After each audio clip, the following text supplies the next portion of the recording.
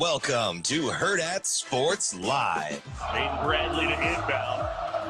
Murray's, the freshman, reverses it on the baseline. Bill Self calls timeout. So no Peterson for Kansas. It'll be an uphill battle against unbeaten and #1 Arizona. Rivas rolls it home. 2 more from Mo. They're just piling it on the drive. The scoop shot up and good by Copeland. Do you want it more? But you just felt in the first half, every 50-50 ball was something that Louisville got and NC State did not. Conwell reversing field, knocks down the shot and draws the foul. Makeable shots on the run, Conwell. Guard all night, goes up. Stretch 4 against the block. Covers for the Johnnies. Darling threads the needle. Hopkins, low post, backs it out to Ejiofor. Puts on a spin cycle. Purdue was picked to win the league, and got the most likely player of the year with Braden Smith. He and Wagler, I think, are up there at the top, and everything starts with him. It's an old, experienced group that's played together for a long time, and Matt Painter is as good as anybody in this business. So, they absolutely handed it to us last year, embarrassed us on their home court, and we're going to have to be on point. This team plays hard. They're on the floor. They play together, and we can't give them anything easy. Good morning. Welcome in Hurrdat Sports Live, presented by Next Gen Mail Medical. That's DB. I'm Ravi Lulla here at Hurrdat Sports Bar and Grill. What's up, DB? How we doing? Doing good. How are you? I'm good. It's like the exact same press conferences from two different guys. Well, I think there's some like-mindedness there. Yeah. Hey, mutual respect too. This is a big one. Yeah. This is one where it's like, get your popcorn ready because it's so goddamn crowded at the top. You can't afford to not clean your own house, man. Well, we got to make sure that floor's right. Saw that with Arizona yesterday. Yeah. You know what was funny about that? What's that? Listen, I can't really establish any trends yet, but so they made the announcement, and the line started to balloon, right, from 3.5 to 4 to 4.5 to 5.5, and just for laughs and giggles, it just so happens one of my buddies texts me. He's like, "Shoot, man, I'm glad I got in at whatever he got in." I can't remember what started at 2.5, and I think he said closed at 5.5. I think he said 2.5, maybe. Yeah. 1.5. I don't know. Whatever he got wasn't what it ended up. And the funny thing is, the money line never changed a ton. It was around 225 to 240. It wasn't anything like drastic. So for laughs and giggles, I went over to Scores and Odds, and I just looked at the percentages on the money line. Like 58% of the money was still on Kansas. Really? I was like, interesting. Because I think people didn't realize, like if you're just late and you're panicking or you're rushing, or I didn't realize that Kansas has played roughly the same with or without Peterson. Yeah. So, I mean, I get it. The offensive points per game, I think it's like 3 less. Now it's going to go up after last night. Yeah. But shooting percentage was only like 2%, which volume-wise, that can be a big number. But for the games without him, I don't know if it's enough you're for at me to be like 11 games without him, basically. I don't know if like that's enough. Yeah. But shoot, man, I feel I'm trying not to like be super one sample size, but that's the team I'm telling. Like, I know we disagree, but that's a team that can win a national championship. Especially if they get Peterson, like they can win 6 games in a row if they play that hard. Now, as a guy that's watched a ton of Arizona, that was about as crappy a shot selection as you're going to see from them for that long. For 8 minutes, they like lost their mind. Yeah. I thought they thought it was a little bit of fool's gold because what they were getting was so easy in the first half. Yeah. But because 45-42 at half. Yeah, I mean, and that didn't seem like they struggled that much. No, you're getting any spot on the floor they wanted. Yeah. They were doing it without Burris. Yeah. So it was like, I think they got a little fool's Goldie, and then your boy Flory just, I don't know, he just kind of took over. My biggest issue with Kansas is just not knowing, because You don't like Peterson. I don't like Peterson, but also just not knowing whether or not he's going to play. Like, I would assume in an NCAA tournament, if healthy, he'll play all 6. But I also don't feel that confident saying that. Yeah. You know, and so, like, if we are in that situation, then I have way more questions about Kansas. Like, when they look like that, yeah, obviously they can beat anybody, and they can be really, really good. Well, I mean, I get it. Like, the crowd was gassed. Oh, yeah. I mean, right? That was like they great were atmosphere. But they played hard. Yeah. They got almost every loose ball, even when help side defense had to, like, bail them out. Like, this is kind of interesting. Can they maintain this? And they got a really, really fortunate bad night from Bradley and Pete. Oh, yeah. Pete was, what, Pete like 2 for 11? Yeah, he's bad. Like, that was rough. And, yeah. Krivas turned the ball over 5 times. Yeah. After basically kind of having his way. Yeah. With Badunga in the first half. So Bradley and Pete were 4 for 19 combined. Yeah. That's probably not going to. Well, I mean, a lot of it is their shot selection. Yeah. I probably haven't watched Arizona as much as you. That's about as bad as Pete's looked that I've seen all year. Like, I like Pete more than I think some of the draft people do. And that was rough. That was a tough outing. He's significantly better than you saw last night. Yeah. But, I mean, Tiller was nice. I know Badinga had a great night. I know Kansas has been waiting on that Melvin Council energy all night. But I don't know if you want him going 6 of 25 though. It's I know it's loosey goosey. He's got those long gangly arms. It's not pretty. No. But they kind of need him to be active like that. And I get, he gets to the line, double-digit times. Like, they need his energy, but, like, I need you to rein it in a little bit, my guy. Like, I need a little bit better decision-making here. Yeah, Team Badunga on that one. Like, he just decided. I don't know what Self said to him he's like, listen, man, you're not about to just let Krivas just give it. I mean, because Krivas, look, first 8 minutes, you're like, this dude may go for 60. Yeah, this might go bad for Badinga. And then he was like, and he was relentless. Mm-hmm. Yeah, second half, like, especially, like, there was a stretch. It wasn't quite till the very end, but I want to say it was sort of from like 14 minutes to like 6, where Badinga was just going at everybody. Yeah. I mean, Kansas had 6 guys play more than 22 minutes. Yeah, they basically only played 6 guys. Like, that was. They were gassed. Yeah. Council played 40. Like, that was, he played 40, Badinga 33, Tiller 36, McDowell 35. Basically, the only guys that split time were Trey White and Jackson. Hey, if you were a fan of, I don't know if BP's in the chat already, but like, some of these guys for Kansas would have to drive you up the wall. Like, what do you do with McDowell? He's capable. Yeah, super capable. But it's like, I don't know, man. Do I want to be on this roller coaster? Yeah, I don't know that, and that's probably part of it outside of the Peterson thing, which obviously I'm jaded by with the whole Kansas experience. I think there's too many guys like McDowell. I don't really like. Can I get that energy from Council without getting that shot selection from Council? Like, there's too many guys where, like, I just don't. He takes a lot of tough shots. Yeah. And the funny thing is that game went, I think it was called the way that you need that game to be played if you're KU, because you want to be active, you're scrambling. I mean, there's collisions. That whistle didn't blow a ton. No. For the way that game was played, man. I mean, some of these guys are like picking themselves up off the deck, like, yeah, Arizona Kip and those guys, they let them play. Yeah, Arizona only went to line 14 times. Yeah. So that's, I mean, that'll get done. Yeah, that crew was like, nah. And at one point, it was so fluid. You were like, this is a highly skilled basketball game. Yeah. Especially in the first half.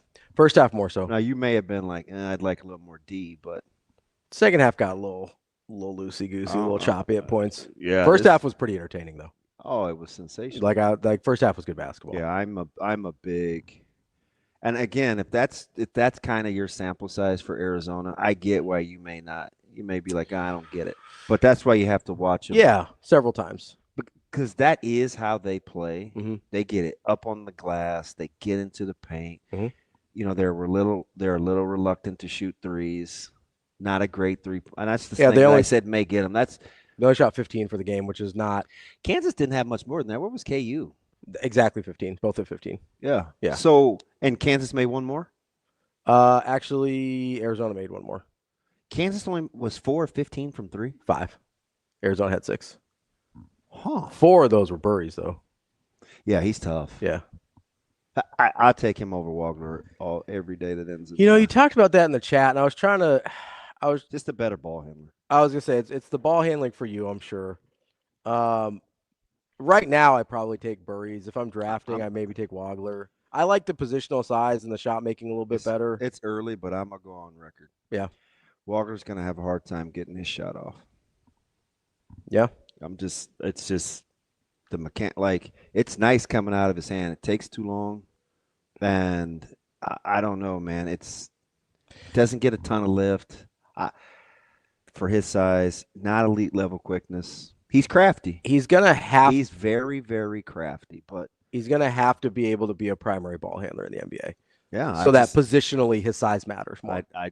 That's the thing for him. Right now I don't see it. And it's early, and I get all the player of the year talk and all that, but I mean I don't know, man. The player of the year conversation in the Big Ten is super interesting, I think. Because I don't think anybody feels that good about just being like, yeah, it's definitely Wagler.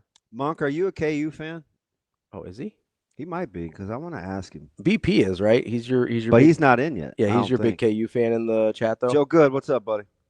No, the Big Ten player of the year conversation I think is super interesting. So he must be a KU fan. I'll say he knows. He's breaking Marco down. And yeah. I wonder why he doesn't like Tiller. Is Tiller too sometimey for you? He might be a little too sometimey. I could see that.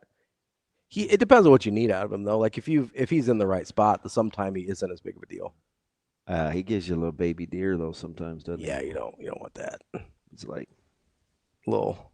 This is all arms and legs. This is a good week, but I mean they're all going to be like that for a while with Monk is where we are in conference play. There are some sensational games that are about to jump off. So that is, I know people kind of like to bemoan conference realignment sometimes and things like that, but you're not getting Arizona, Kansas on a Monday night without it. No. You know what I mean? Like no. you're getting some pretty good stuff. We got Kansas BYU last week. Like you're getting some pretty good stuff here. And it's the same reason I talked about a couple weeks ago when the schedule came out. Like these are kind of going to be what the schedules are. Yeah. And for football. And it's the same for basketball. You got a couple of tricky ones tonight, man. I mean, Iowa State's got to go to TCU. Honestly, I haven't looked at the national schedule tonight yet. What do we got here? Arkansas's got to go to LSU. BYU Baylor. BYU Baylor's an interesting one. Baylor gave Kansas everything they could handle on Saturday. And listen, you're cheering against Vandy, so they go to Auburn. Wisconsin, Illinois is a good one. Yeah, I don't know about that one. I think it's a big number for Illinois. Well, I was gonna say I don't know what it is, but that's not a great matchup for Wisconsin. What would you guess that number's at? If I was the odds maker? Yeah. What would you put the number at? You're gonna laugh. It's got to be double digits. I'd put it at 10 and a half. It's 11 and a half. It's a big number. Yeah, that's one of those I think it's big for a reason. It's not a good matchup for Wisconsin. Yeah. They're going to space those bigs out, and they're going to have to move. That is not. I don't. Yeah, that's Auburn's a 3.5 point favorite. Favored? Yeah, they're favored. Huh. Well, Vandy is on the skids. That's a lot. I mean, what is it? It's 3.5. Huh. Yeah, that's bigger than I thought. I could see a pick. Yeah, but 3.5's kind of aggressive. Auburn's capable. Yeah. BYU Baylor is BYU 3.5. Wow, their favorite at Wacko, huh? Yeah. That'll be interesting. There were parts against Iowa State where Baylor looked pretty formidable. Their consistency blows. Yeah, I mean they're 3-8 in conference. My man had a whole new roster in 2026. BYU or Baylor? Yeah. Yeah. Yeah, you just have 12 new guys at a premier institution. Especially you just won a title. Especially, I mean, it's 5 years ago now, but yeah, especially when you're not to have 12 new cats. Especially when you're not like he's not new. He's been there for like that's 20 what I'm years, saying. you know, and he's just like flush it, try again. I'm like, what in the world is going on? Well, you know, Bediako's available now, so that hey, I'm telling you, you want these rulings to be going the way they are. 100%. They'll, champ all of them. They're gonna have to go back and get, I think, the Europe thing. I think. Although you're smart enough to know the distinction is you can't go back. Yes. You may if you're moving forward. If the precedent is set that you're already doing it and then you come over, I mean, sure. Yeah.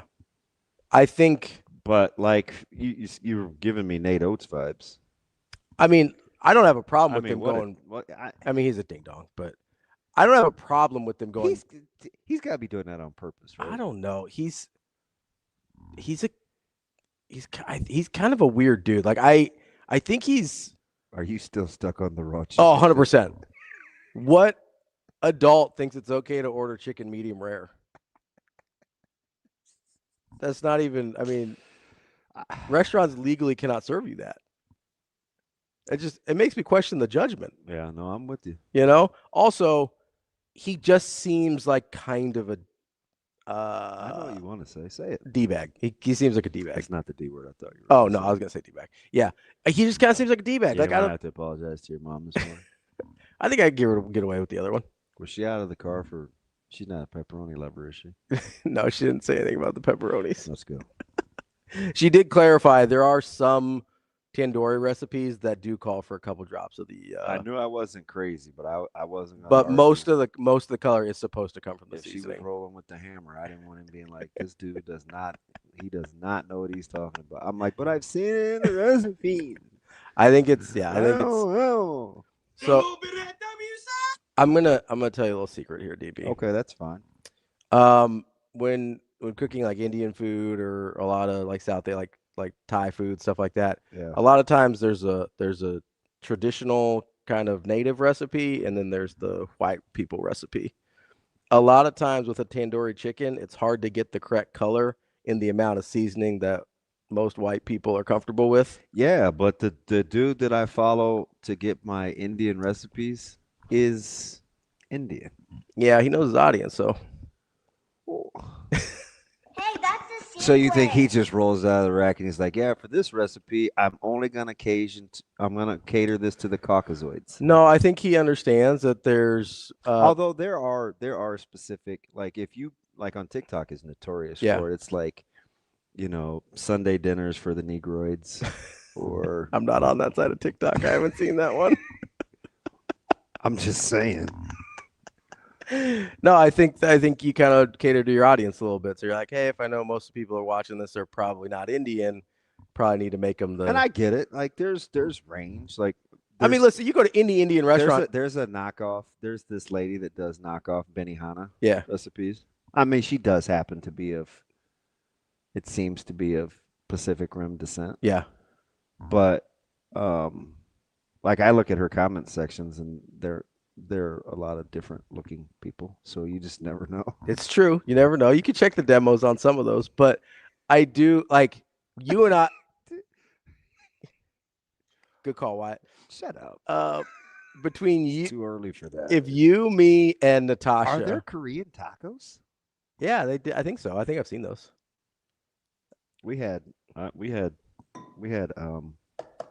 Asian last night too. Did you? What'd you have? I did. Which I hate this cut of meat. I did my best to transform it, but they were super cheap, so I got like 4 at a time. But you know, pork tenderloin. Mm-hmm. Oh yeah, you don't like pork tenderloins much. It's meh. Yeah. So I vacuum sealed the marinade for a day, and then I grilled it. I sliced it and put it over like lo mein noodles, and then I did the chicken thighs are foolproof. I can knock those things out, and I mean they taste like Genji. Yeah. Genji. That is like in Do you feel like Natasha's world. getting the hat on and doing the thing? And I'm telling you, I keep the oven or the skillet warm in the oven. Mhm. No spray, no anything. Right before I get ready to take it out, I turn the oven on, the stovetop, get the skillet on there, drop my butter in so it doesn't burn, and sear that thing, get the nice colors on the thighs. Beautiful dark brown color because of the marinade. Yeah. Then put it back in the oven to finish them off. I mean, you can't even take them out with tongs without them breaking. Yeah. Yeah, man. It's fantastic. Mike, when he brings his lunches to school, these kids got to be like that, bro. What are you eating out here? The other day, he brought 2 4-ounce fillets and leftover mashed potatoes. Wyatt says Corner Kitchen has the best Mexican / Korean food. So apparently that's a fusion. I don't know. It is. I just did one of my guys just did a food review there. Oh yeah. Yeah. Nice. Although I gotta have a talk with him. I think I can say this because he's my boy. But Scotty Eats, Scotty Davis. We used to coach my kids, and trained them. It's one of my guys. There's a couple places he's rocking with. I'm like, But I get it. He's a good dude. Yeah. So you may not want to. It's hard to do food reviews because you're not trying to put anybody out of business. 100%. But 100%. I'm not. I don't know, man. I'm just gonna have to keep it a buck with you sometimes. I think there is a really fine line between like being honest and authentic in your review and not trying to kill somebody. Yeah. Because it is, especially when I told on Hurrdat once. Yeah. But I told Bill. It helps when you know the owner. He's like, "Hey, what do you think?" And I was like, "There's some things we could improve a little bit." He's like, "Oh, okay." He goes, "Yeah, we tinkered with the recipe." Yeah. I was like, "How do you know?" Oh, he's got the finger of the pulse on everything. This was last year, right before March Madness started. Yeah. Yeah, he caught me in here on a humbug. No, they I think they do a good job. It is hard though. Like I think I'd have a really hard time, especially you're not going to chains, right? If you're doing food reviews for the most part. And my man, so Shane, one guy I want to have on though is I told you this last year. We need to have Dago in the O on because he's kind of closet hood, but I love it. It works for him. Yeah, and he has a couple of taglines I like. Like he says, so "All in all, gang." Like that's like "All in all, gang." I told him yesterday, I said, if you don't give it the initial nod, I know you're not rocking with the food when you put it in your mouth. Yeah. It's just not. Because a lot of times he's like, it's like, okay, here we go. Now, he does have a weird eating style. You're going to have to deal with a little bit of if you have the aggro, what is it where you can't stand to hear the noises? If you got that, he's not for you, but I'm telling you, he is hilarious. And he goes everywhere. He's been to trainees. He's been to the boiler room. He's been to... and if you want a good Mexican spot, yeah, I don't think there's a place in the city he hadn't been to. Well, I'm talking food trucks, the whole nine. He's been searching. And he's a rail. He's built like a drinking straw. But he is hilarious. Yeah. He said Pacific Rim like the movie. I might have TK. I'm gonna have a hard time if he's like doing some chewing stuff in the microphone. He likes Indian. He just went to the reopening of the one on 170th and Center. I'm gonna butcher the Hyderabad. Yeah, Hyderabad. We used to go to that one a lot. I was gonna say Hyderabad, but Hyderabad. Yeah, they just had a reopen. Oh yeah, we haven't been out there in a minute. He likes spice too, so he's been to like Vidlax. He's got real range. Yeah, he goes everywhere. Real range. I'll take it. No, have I tried Don Gabby's in South O? No. But whoever turned me on to the Supermercado on Vinton, I told you they. Yeah, we used to go to that one. They had the bacon pieces. Yeah, when it's only $9. When Natasha and I lived down on 10th Street, we used to go to that one on Vinton all the time. It's $9 for 5 pounds. Yeah, it's a big grocery store too. It's kind of just like tucked in there. Yeah, people just like in a neighborhood, and then it's like boom, there it is. You know what? You know what I like Which because one? they have ethnic foods, like because you can tell they cater to their clientele. Mhm. The Walmart Mart on 50th. Oh, okay. I haven't been to that one. It's fantastic. Yeah. I stopped in there to kill time because I had to get a thermometer for Zoe. Yeah. But I wanted to go back to the plant, so I didn't want to go like super far. Yeah. If I had more time, I'd have shopped in there. I didn't know the Walmart Clean. did different It was sensational. like stuff by location. I mean, it makes sense, but I thought it was just kind of Yeah. like, oh, it's a Walmart. Here's your stuff. Yeah. That's interesting. See, what did my man JB say? He said grilled a perfect flank steak last night. Man, flank is fire. 145 on the inside. That's just above medium The rare, I think. tenderloin is just sus. I cut it thin, like little circles, and I laid it over the noodles, and I gave it the little drizzle. Like it looked pretty. I'm just like, I'm out on pork tenderloin. He said But I didn't make enough thighs. I did grill wings though, like whole wings. I cut the little corners off. Yeah. Or the part that comes to a point, which weirds me out. Some people eat that part of the wing. Did you know that? Which part? You're insane if I catch you gnawing on that part of the wing. You know the wing that comes to the part of the wing that's on the flat? Oh. That comes. Oh yeah. Who's eating that? Micah. Oh. Oh, okay. I got you. It's all right. Different cultures have different customs. Yeah. But Corner Kitchen, so that they have that fusion. That's why. Yeah. So he literally just did that review. T-Mac's right. You can get some pretty good meat at the supermercado. Oh yeah. Yeah, like I said, if I had time. Sometimes, and I know you wouldn't do this because you kind of like to do your own thing. But like if you don't have time, like they have a lot of stuff in there that's like pre-marinated too. I know. I go to the one on 24th. Yeah. And which would be closer to California, St. Mary's. Mm-hmm. Right before you get on the interstate. Is right by my barbershop. So that's where I get my queso fresca. Yeah. And they have really good fresh jalapenos. Ooh, okay. Heath is right. Jacobo's was my spot. So there's a place by me that's kind of like Jacobo's West. Really? It's right behind the place you like to frequent, Rhythms. Their chips and salsa is phenomenal. Yeah. And I don't mind. He's right. The enchiladas are good too. Jacobo's it's popular. It's fine. My mom likes their tamales. Good tamales. Yeah. Which I cannot stand. I'm just not a big corn shell guy. Oh yeah, I feel you. I'll be honest, I don't mind them sometimes. Like they don't bother me sometimes. Yeah. Gotta be the right thickness. If they get too thick, I'm a little weirded out by them. But why is the Puerto Rican trying to say how to say Jacobos? I don't know because I said act like we don't know. I said Jacobos. Oh, did you? Yeah. Boy, he's ruthless. We use a lot of J's in India, man. I don't know what you want me to tell you. Do you? Yeah, there's a lot of J's. Give me a por ejemplo. Maharaja. Ja. Maharaja. Rajesh. That's my brother's name. Rajesh. Oh, you just call him Raj? Yeah. That's cool. Yeah. It's R-A-J. Yeah, there's a lot of AJs, like A and J, like combinations. Yeah, the more a lot of Ajas. The more you Ajas. No J in that one. What did he ask me? What did he say? You just not a South Dakota guy? God, these things are going fast. I know. I just lost it. I wanted to see what High Danger, Jaipur. Old Jaipur was. I'm a Midtown Jaipur guy. Yeah, I mean we're just talking about Jays though. Yeah, zero. He said just not a South guy. DB segregation has no boundary.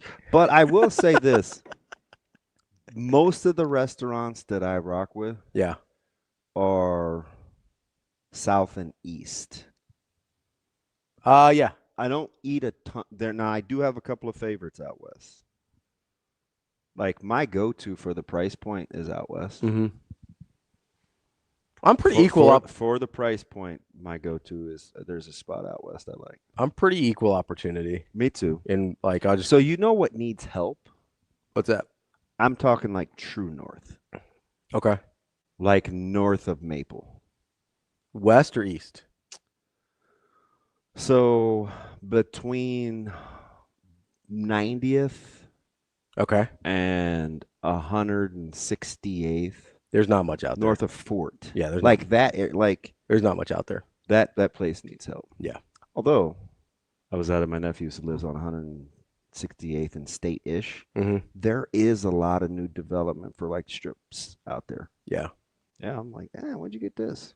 There's more stuff there than used to be, but it's still pretty. I'm talking about like good restaurants. Yeah, I'm it's still probably heading down closer to Midtown or downtown. It's still pretty sparse out there. Yeah. It's not great. I drove through Benson the other day. I was shocked at some of the movement and fluctuation with restaurants. Oh, yeah. Yeah. I've been down there in a minute. It's tough. Yeah. Benson's a tough location. I don't think people will like give that enough credit. Like, it's a tough location. So was that pre-COVID, Shane, or right after COVID? I said if you had to get dropped off in a part of the city, now keep in mind this was 6 years ago. Okay. If you got dropped off in a part of the city and had to function and eat, what part of town would you couldn't go anyplace else? At that time, I picked Benson. What do you mean by function? Like, what is the function part of function and eat? It's where you had to eat. I just have to find my maybe food kind of hang out. Okay. You know, it's like the apocalypse. Like get around. Like Pac, yeah. Yeah. I actually thought it was a good movie, and even though I'd seen the storyline, I watched a show yesterday called World Breakers. Okay. There was like a break in the Earth's core, and like some creatures got loose, and of course it was. I'll be honest, this sounds like a pretty bad movie. You know, dystopian. Sounds pretty good to me. It was good. Was it like a monster movie? There were popular people in it. Yeah. So it wasn't like super bad. Somebody's T-Max says Guacamaya. On 33rd. So I have history with Guacamaya. I don't go there a ton. Okay. I think I've only been there once. So for a buffet, I would say that's the place that has the buffet at like lunch and stuff, right? yeah. Do they have the buffet all the went through a time, or is it stre- just They lunch? went through a stretch where there are a ton of fights. Oh, really? Yeah, I mean, I wasn't in them. I would only go in the daytime for lunch, but Do they have the buffet at night too? Or is it just during the day? Because I've only ever been during the day. I don't know. Huh. I would go across the street to Donahue's. I haven't been to Donahue's. Sensational. For an old school bar grill, Donahue's is, and my guy that runs it, he has all the mini helmets of Nebraska's opponents during the season. Oh, nice. He has them up to all. That's cool. Listen, he's the real deal. I could sit and talk to him for 3 hours. Yeah. They always have a homemade soup or a homemade dish. Mm-hmm. Like that's a really, really good low key spot. Now I'm trying to think about what part of the city I'd want to be dropped off. You asked me about grocery stores. I will say this, you guys. I don't even know why we started talking about Kansas and Arizona, but Yeah. I will say this. I don't know what happened. There are parts of town that only have certain types of things that I like. Like I'm not getting bacon pieces. No, you're not. 156 and Maple. No, you're not. There's just different stuff in different places. Like that's You know what I mean? I'm not getting like fresh ground chorizo everywhere. Yeah. Although like there's certain stuff. I do have the best fresh ground chorizo place going. Like there's certain stuff you can only get in a supermercado. There's certain stuff you can only get at the Asian grocery store. There's a meat market on 90th and Center. Oh yeah. Who makes, and I'm sure most of those establishments do, of the meat markets, like make their own. Their chorizo is sensational. I do love a good chorizo. So does Micah. Yeah. That's what he wants breakfast for dinner, and he said, I don't know, something with chorizo. It's the first thing I look for when I'm out at breakfast. I'm just like, what's got chorizo in it? It's so powerful. I like sprinkle it in. It's powerful. It depends on what mood I'm in, but like if I want something savory for breakfast, there's a decent chance I want chorizo.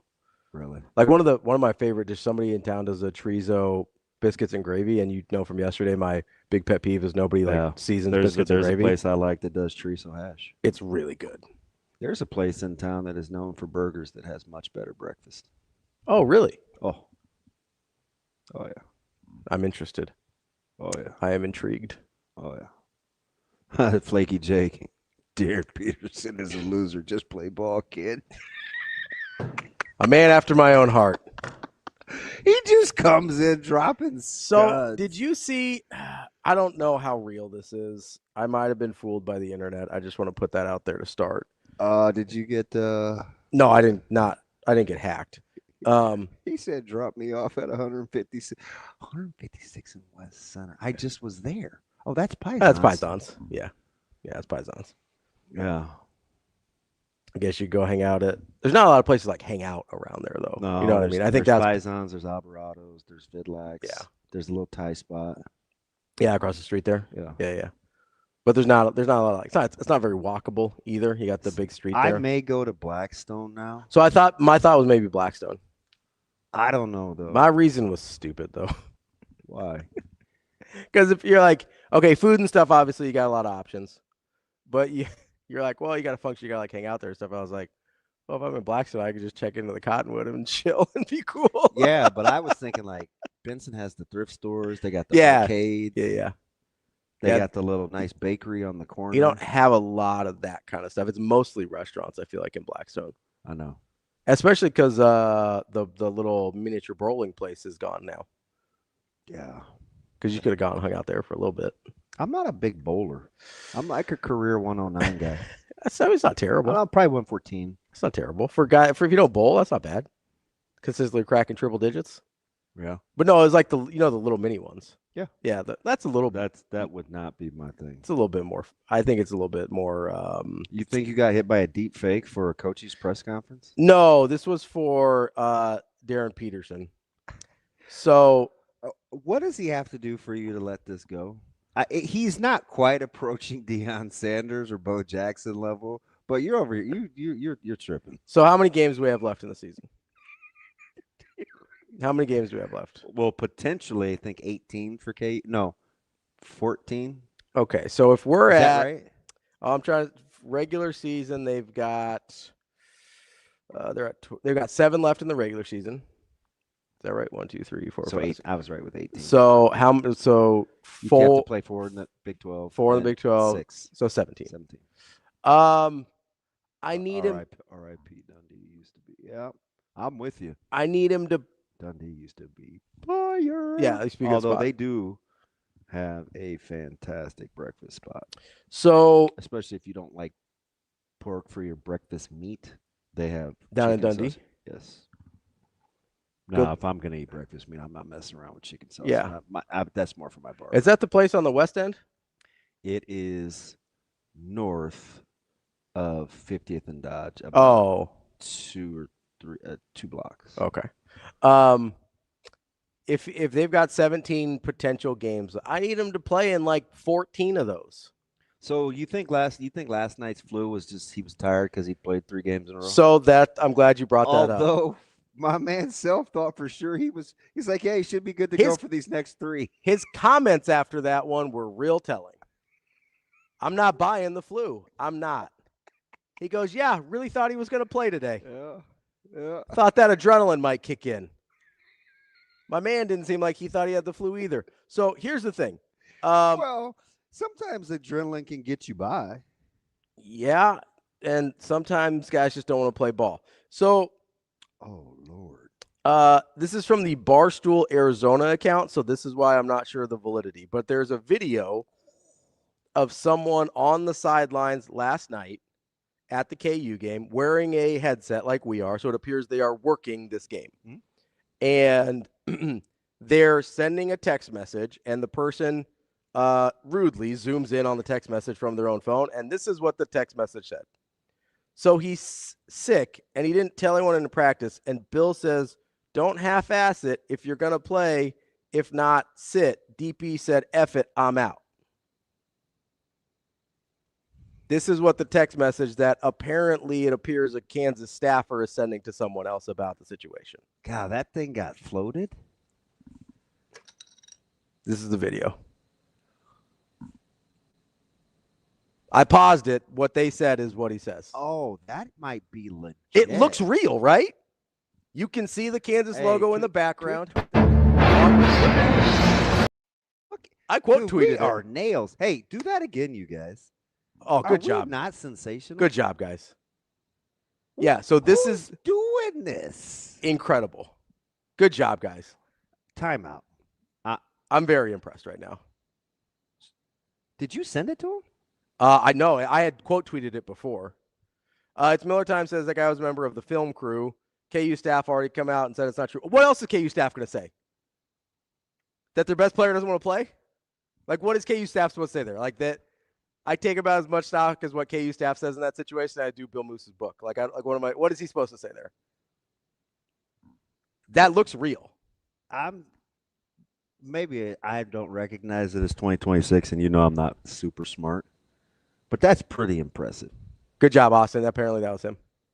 I'm afraid to give credit because I left Rico out of the Carney thing, and he subliminally, without saying anything, hurt my feelings. So I didn't want to give Austin credit without knowing it wasn't Rico. Yeah. So apparently they are. Jess only gives Rico credit. I feel like we have to throw Austin some love. Yeah. But I don't know, man. The way Austin bed hops, he's probably good on love. What do you think? So Avery sent me this. So apparently, apparently the senior associate for AD strategic communication says that's an ESPN staffer, not a KU staffer. But so it's probably legit. Yes. And also, I don't know if people know this, ESPN staffers have a lot of film crew and everything. They have a lot of access before these games. Oh, yeah. Like they're there. Now they may have it revoked now. They're there hours beforehand. They may have it revoked now. And so the fact that they made the guy tweeted, the AD. I'm with you. No, the AD quote tweeted it though. So I'm sitting there and I go, that seems like they're mad it got out. Oh yeah. Oh yeah. Like that feels real to me. Like this feels like a real Darryn Peterson just didn't want to play last night. Maybe he's a little under the weather. I don't know. I'm not going to say whether people are sick or not. I'm just going to be 100% transparent here. And this is one of the things that I think my wife is bothered about by me the most. I have very little empathy when people are sick. Like I struggle with having the correct amount of empathy when people are sick. I'm with you. Like I can count on both hands the number of days I felt 100% since I was 7 years old. Like 1,000% with you. I struggle, and I get that's a me problem. I get people do get sick. You come by it honestly. Number one, you have to battle. No days do you feel good. No, so yeah. You're just not gonna be like, oh, I'm so sorry. Like it's hard for me to be like, I'm sorry you don't feel good. It's like welcome to the show, bud. This is what we do. I have had to play several times not feeling good. Yeah. Well, and plus I come by it honestly. Like I was traumatized. I need to have my mom tell this story because you're gonna think I'm overdoing it. But I pretty much felt like the movie. I was half dead. Yeah. But I was pitching in Iowa. And, of course, my dad wanted me to play. I mean, this is the same guy that wouldn't turn on the air conditioning if it was hot out. Yeah. Right? So I want you to get used to playing in the heat. Got to endure. Stuff like that. Yeah, I got you. Sick as a dog. Yeah. Playing out in trainer. And it ended up, that's the game. I threw a no-hitter as a sixth grader. Yeah. And hit 5 batters. Yeah. Like... That's like an Edwin Jackson no-hitter almost. Yeah. But, see, now he created a monster. Yeah. Because when I broke my nose playing indoor, I didn't know it was broken. So I didn't feel good. I didn't want to take the bus back. So my parents came to get me in Iowa. Mm-hmm. And I'm driving back with them, and I'm laid out on the back seat. Yeah. I don't feel good at all. And I felt like I was probably concussed more than anything. But my face hurt pretty bad. I didn't check it out for... My mom's going to say longer, but probably I'm like low 20s, so I'm old enough to know better. And I was just super sick for like 10 days. Mm-hmm. And of course, I had to go to the doctor. Yeah, had some stuff messed up in the... Yeah, I had an abscess, and it was an infection because my nose was broken, and I didn't know it. Yeah. So it was slowly rotting. Mm-hmm. Same as I had the baseball stitches in my quad from... I had a rupture. Oh, yeah. In my quad and had to have surgery on Christmas Eve. Like, I'm horrible. Yeah.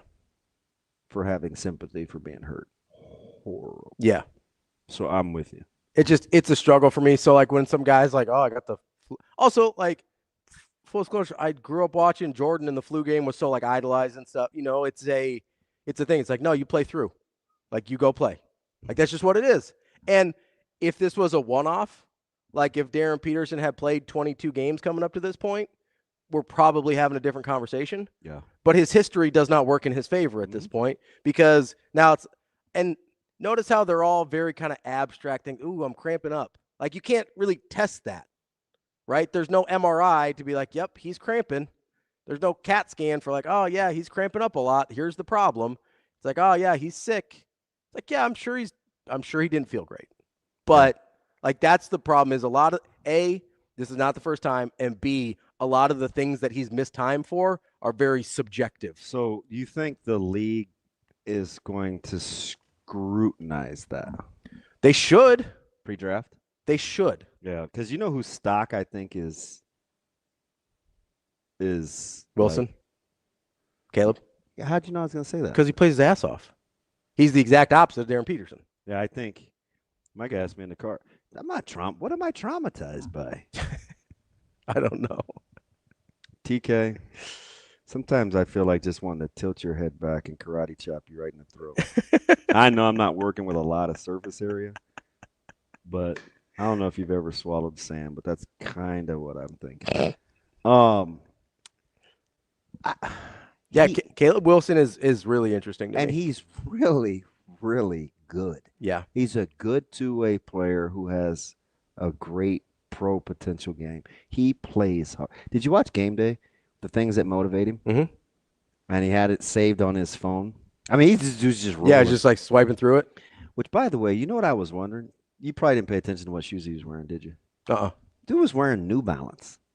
Caleb was? Yeah.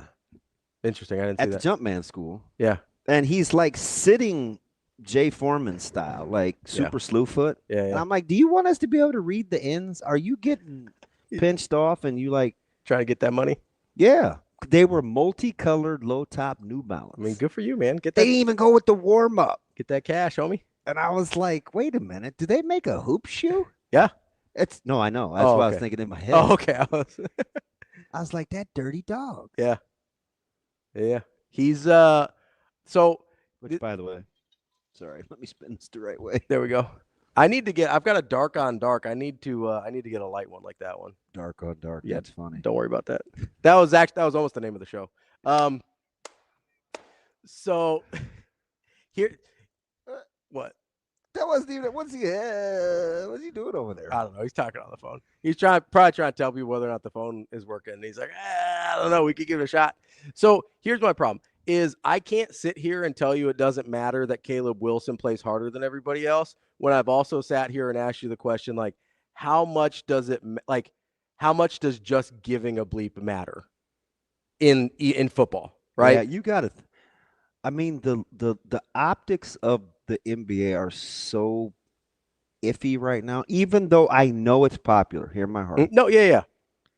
But you're just not grabbing the casual fan anymore. I mean, every day you can turn on some sort of video and see a guy.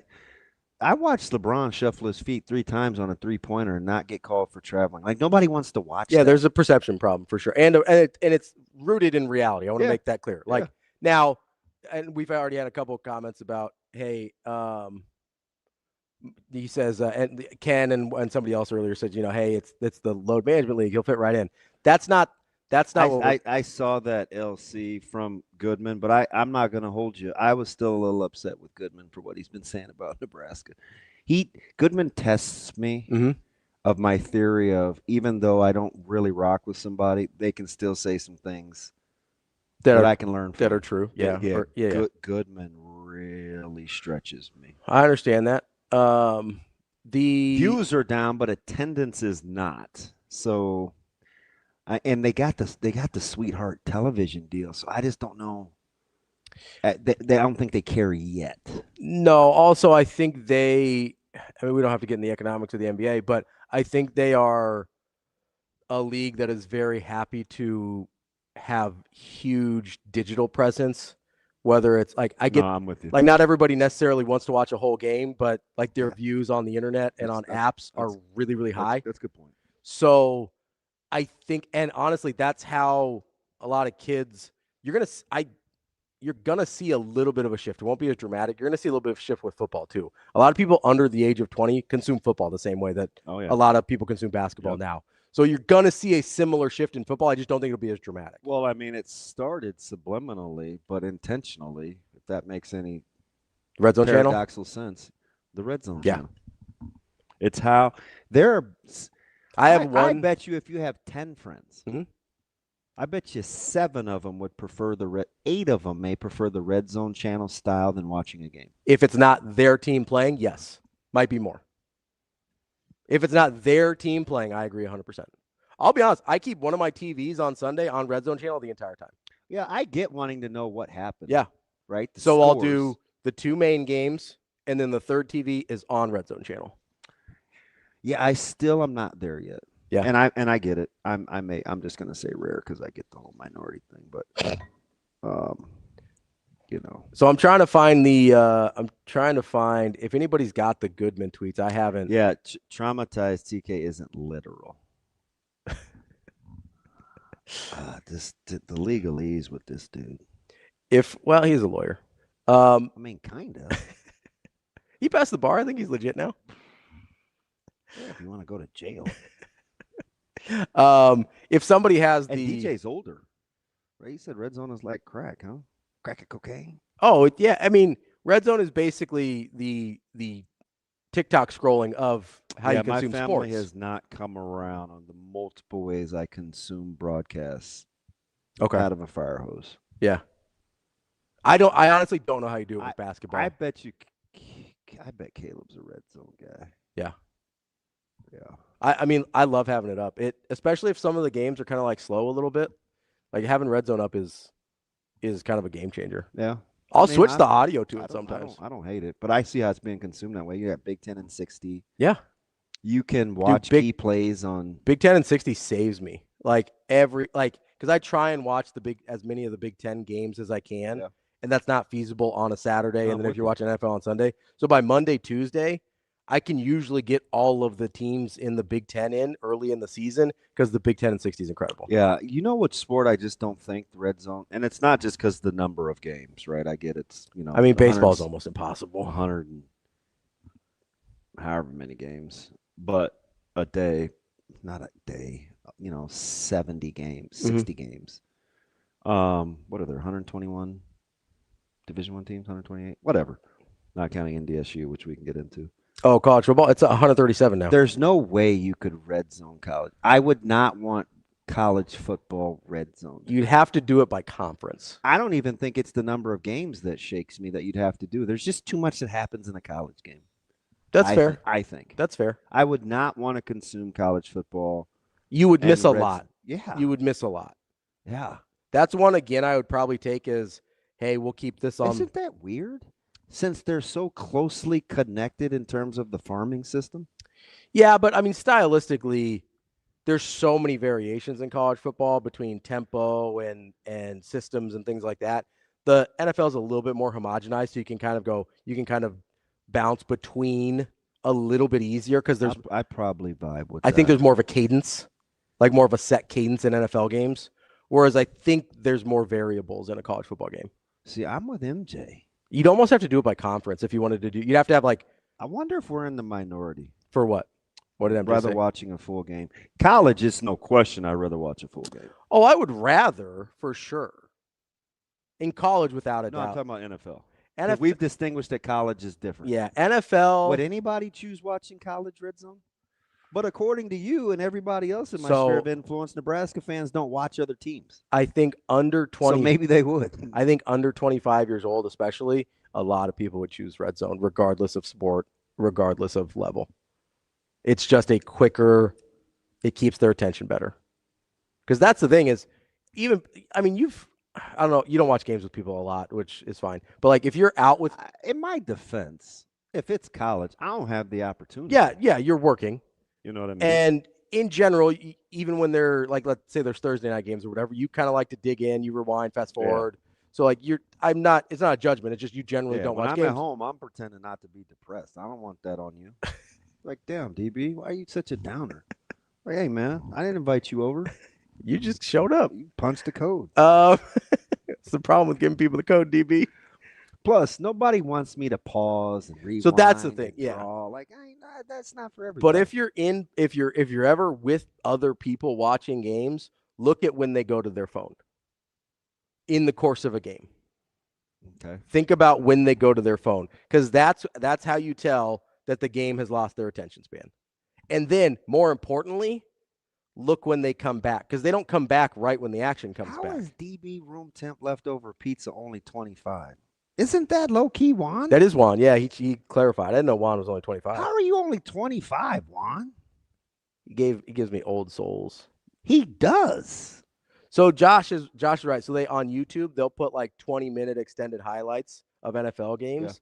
Yeah. And if I've missed stuff, I'll go back and watch those. Yeah, I rock with JK. Those are pretty legit. I rock with JK. But yeah, if you're ever out with people, whether it's basketball, it's worse than football because there's the stoppages. Like there's the breaks between plays. But look when people go to their phone, and then look how long it takes them to put the phone down once plays actually started again. I won't fight you over that, L-Dub. He says Big Ten is not the overly exciting. I get it. So you could that may be a conference where you'd be more apt. You could probably get red the zone cadence down a little bit better in a Big Ten. But you don't have a lot of teams that go tempo. You don't have, you could probably figure that out. But you would have to go, if you wanted college football red zone, you'd have to go conference by conference. Look right here. Right, don't look anywhere else. How old do you think Joe Good is? I already saw it. Damn it. I'm sorry. You don't have to apologize. What a goofball. Weirdo. I apologize. I would not have 31? That's closer than than Juan being 25. I would have guessed Jose. Why do I think the way people act dictates an age? Because a lot of times it does. It's just harder to tell. I would have put Joe Good dab smack somewhere in the 40-ish neighborhood. It's harder to tell on the internet. I definitely would swap him and TK. Oh, yeah, TK is 54. Old soul. He's 50 for sure. He's 54. I told you, Mark Connor, who met us at I thought he was basically DJ 2.0. Like, I thought he was like 50s, 60s, maybe retired. Yeah, he's a pup. Yeah, he's a kid. He's I think mid-20s. All in on X's and O's, though. And I'm a huge fan of. He had a sweet, I think it was either Fiesta Bowl or Orange Bowl Nebraska jacket. Wait a second. He's so silly. I never know when to take him seriously. Who, Phantom? Yes. Dude, he's a menace, but I kind of want to believe him. No judgment. That's fine. I mean, I'd like to know the backstory. Yeah, some context would be good. How old were you both when you met? That's what I want to know. As long as we're cool there, I don't care. Heath, you're much. Why am I not low-key surprised, though? Heath, do you really only think I'm 33, or are you just being nice? He says I'm only 1 year younger than Ravi, 32. I'm older than that, bud. See, I'm definitely, but MJ, he's just like me though. He doesn't like red zone in the NFL either. There are a ton of chunk players. So you do lose. This dude has tenure at 31. Life is good. He is. Got my red bottoms on. Yeah, life is good. That's why I love my tenure, DB. Hey, do you still have that clip, Shane? Because that was my guy. Oh, I appreciate you, Heath. He was trying to throw me a bone. I don't care about my age, Heath. I really don't. No, and I think if you had your druthers, you'd prefer people thought you were older. Honestly, I don't really care. I don't really think that much about how old people think I am. Because you wear a robe and house shoes and drink scotch. Not a big scotch guy. Oh, but all in on the robe and house shoes. Shane, you probably call them slippers. Robbie's older than I am, so. That's a lie. That's not true at all. Taller does not mean older, Shane. And that's pushing it. That's not true. I got like 6 inches on Shane. What would you know about? Well, you stand right next to each other, I got you. Look down on him a little bit. I had my bad moment yesterday. I'm good. You good? Yeah. Coming up next, we got Dan Jackson. He's the head football coach at SDSU. Because I got more questions we didn't get to last time with him, and I am fascinated about one of his rivals moving up to FBS and the Mountain West Conference. But to each their own. We'll talk to Dan Jackson coming up next on Hurrdat Sports Live. Whether you've walked these halls or cheered on the team, this is our chance to make a difference. Every scholarship, every breakthrough, every dream, you've been a part of this story. On February 11th and 12th, we are writing the next chapter. For 24 hours, every gift, every amount, every one of us will show our Husker pride. This is how we glow big red. This is how we make history. Give today.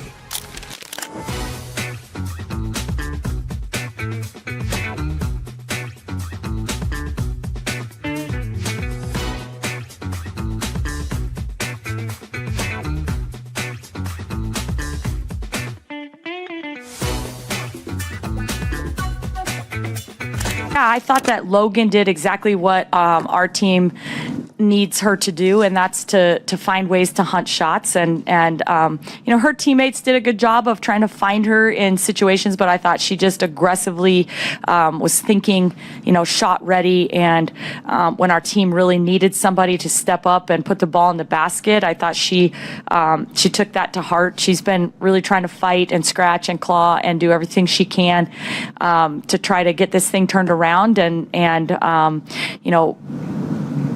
perform at the level we need to perform at to accomplish goals of postseason.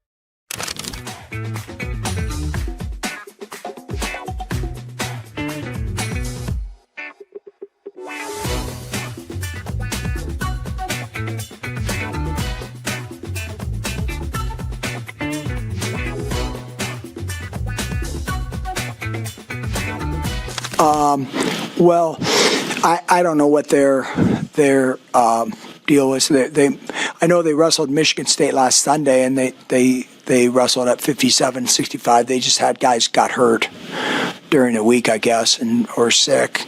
So, but it would have been great for Jagger to wrestle.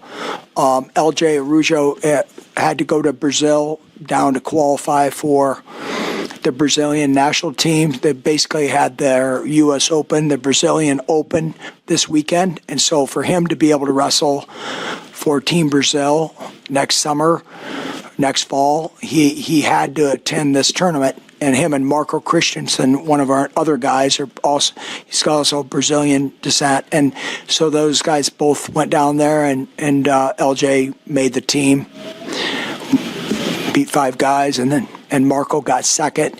But that's why Jagger was going to be in the lineup.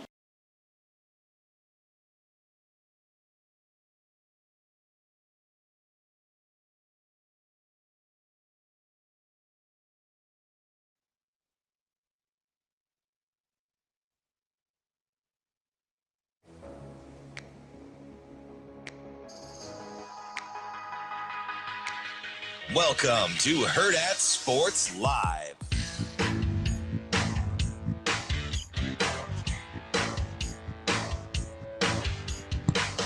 Welcome back, Hurrdat Sports Live, presented by Next Gen Male Medical. That's DBM Ravi Lulla here at Hurrdat Sports Bar and Grill. We are joined by Dan Jackson, head football coach. Oh, look at my man. For your South Dakota State Jackrabbits. Coach, what's going on? I'm doing great. Sorry I was a couple minutes late. I was watching the boys run today. So conditioning this morning. Now they're getting a little bit of football 101. So Alvano's out here kicking 60-yarders in the indoor. Dude, he's got a hammer. I'm telling you, if you get his mind right, he is a nice little weapon because he's got range for days. No, he's healthy now. He's confident. You could feel that he feels valued and believed in. So he just walked by, so you guys just missed him. But I'll let you know if he's making or missing any. But, he's gonna be like, "What's up, DB?" And he's gonna say, "I love that guy." And I'm gonna. Yeah. He didn't know I was joining you guys, so I'll let him know you guys will have him on at some point. He's got to make some kicks first, though. He's a prime example, Coach, of what it means to have somebody just ride with him, right? If you rock with him and he knows that you've got his back, he's sensational. No, I agree. That's all the players, but especially even the specialists too. Sometimes kickers are weird.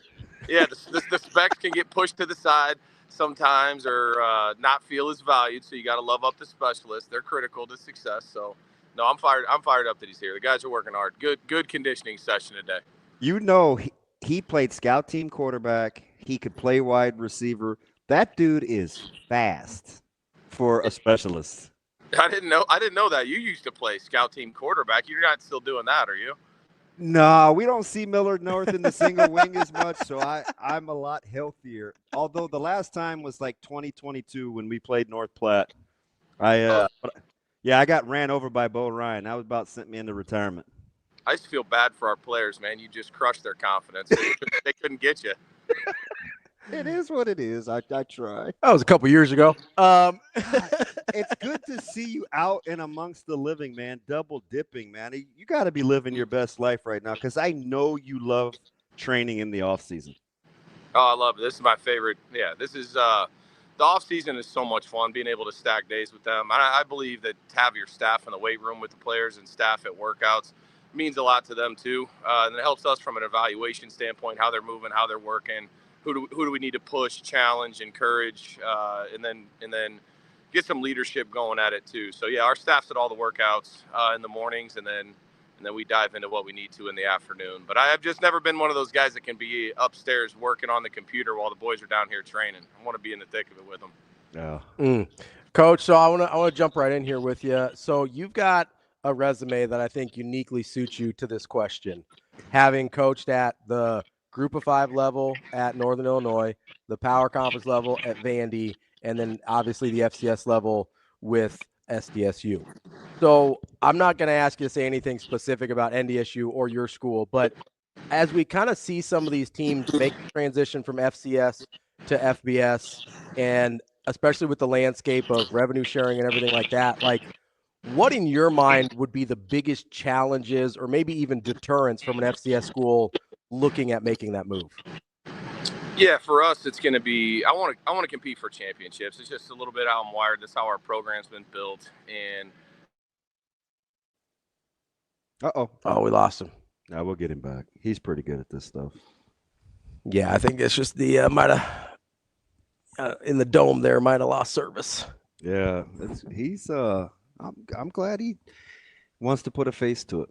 That's kind of how he is. Yeah, I mean, I think it helps a lot with players when you're present, when they're putting the work in. Yeah.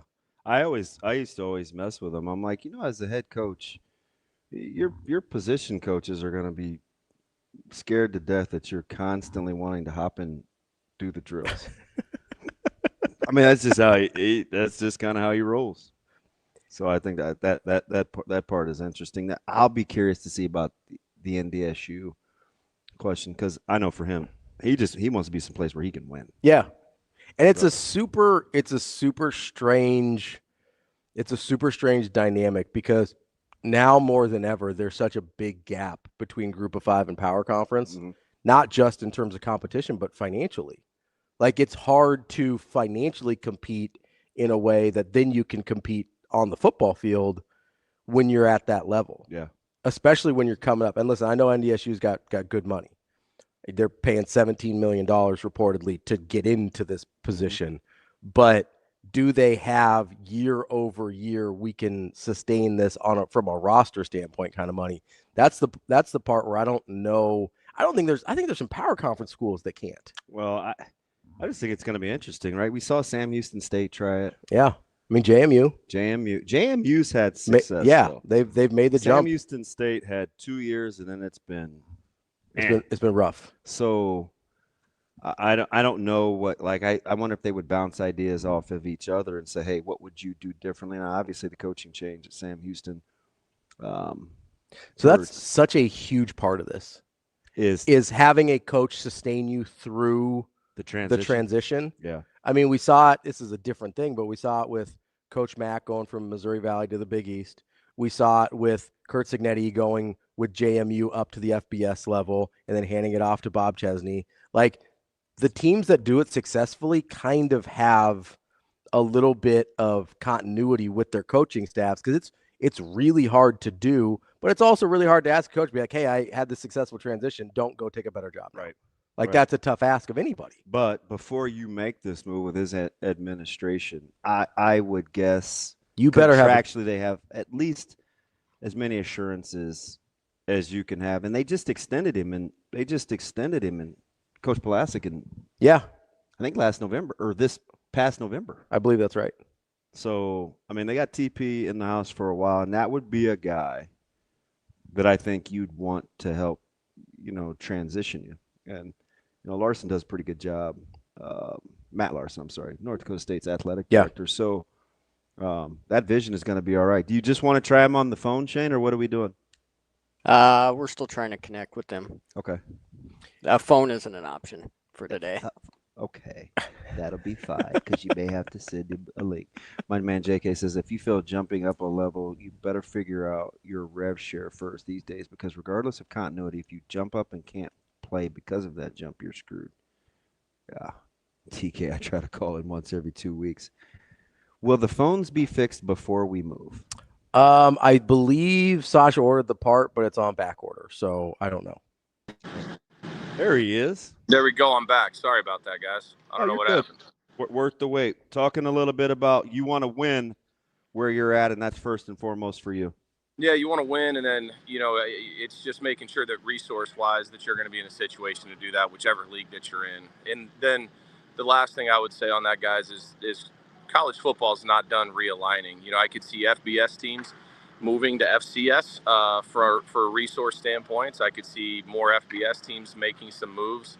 And then I could also see a world where the top 40 or 50 schools are playing for a different championship, and there's a group of 6 national title. And that would be where we would want to live. Hey, let me ask you something. Just knowing your personality, how nimble have you had to become navigating this thing versus how nimble are you because you've learned to be that way? Yeah, I think what I've learned is you better stay on your toes, and you better be able to adjust and adapt and not let it frustrate you. And then this past year, I've learned it at a really high level. I've put it into effect, I guess. I mean, I feel like every day sometimes being a head coach is putting out a fire every 2 hours, that you didn't know was going to start. So, and there could be big fires and small ones, but I think I've actually enjoyed that and finding solutions and being able to think ahead to part of being nimble, as you mentioned. Damon is trying to, what's going to happen in 6 months, what's going to happen in a year, 2 years, and having some anticipation, whether it's at your university and program or just with how college football has changed. You can see that the guys that have stayed on their toes and adapted are going to be able to have some success, and there's some guys that's a bigger challenge for or choosing not to do it. And I know you think the world of him, but how much of it has to do with the fact you have such a good relationship and you trust your athletic director the way you do? That's critical. I talk to Justin every day, and he's in the thick of it. We don't have I don't have a deputy AD working with football. Our athletic director is the one that's hands-on with football in every way. So, there's not one thing that goes on in our program that he doesn't want to know about, help with, and help build. And then there hasn't been many things that Justin's done that haven't worked out. And he's got a pretty great track record. And then him being here for as long as he's been is impressive too. His consistency, he's kind of seen it all.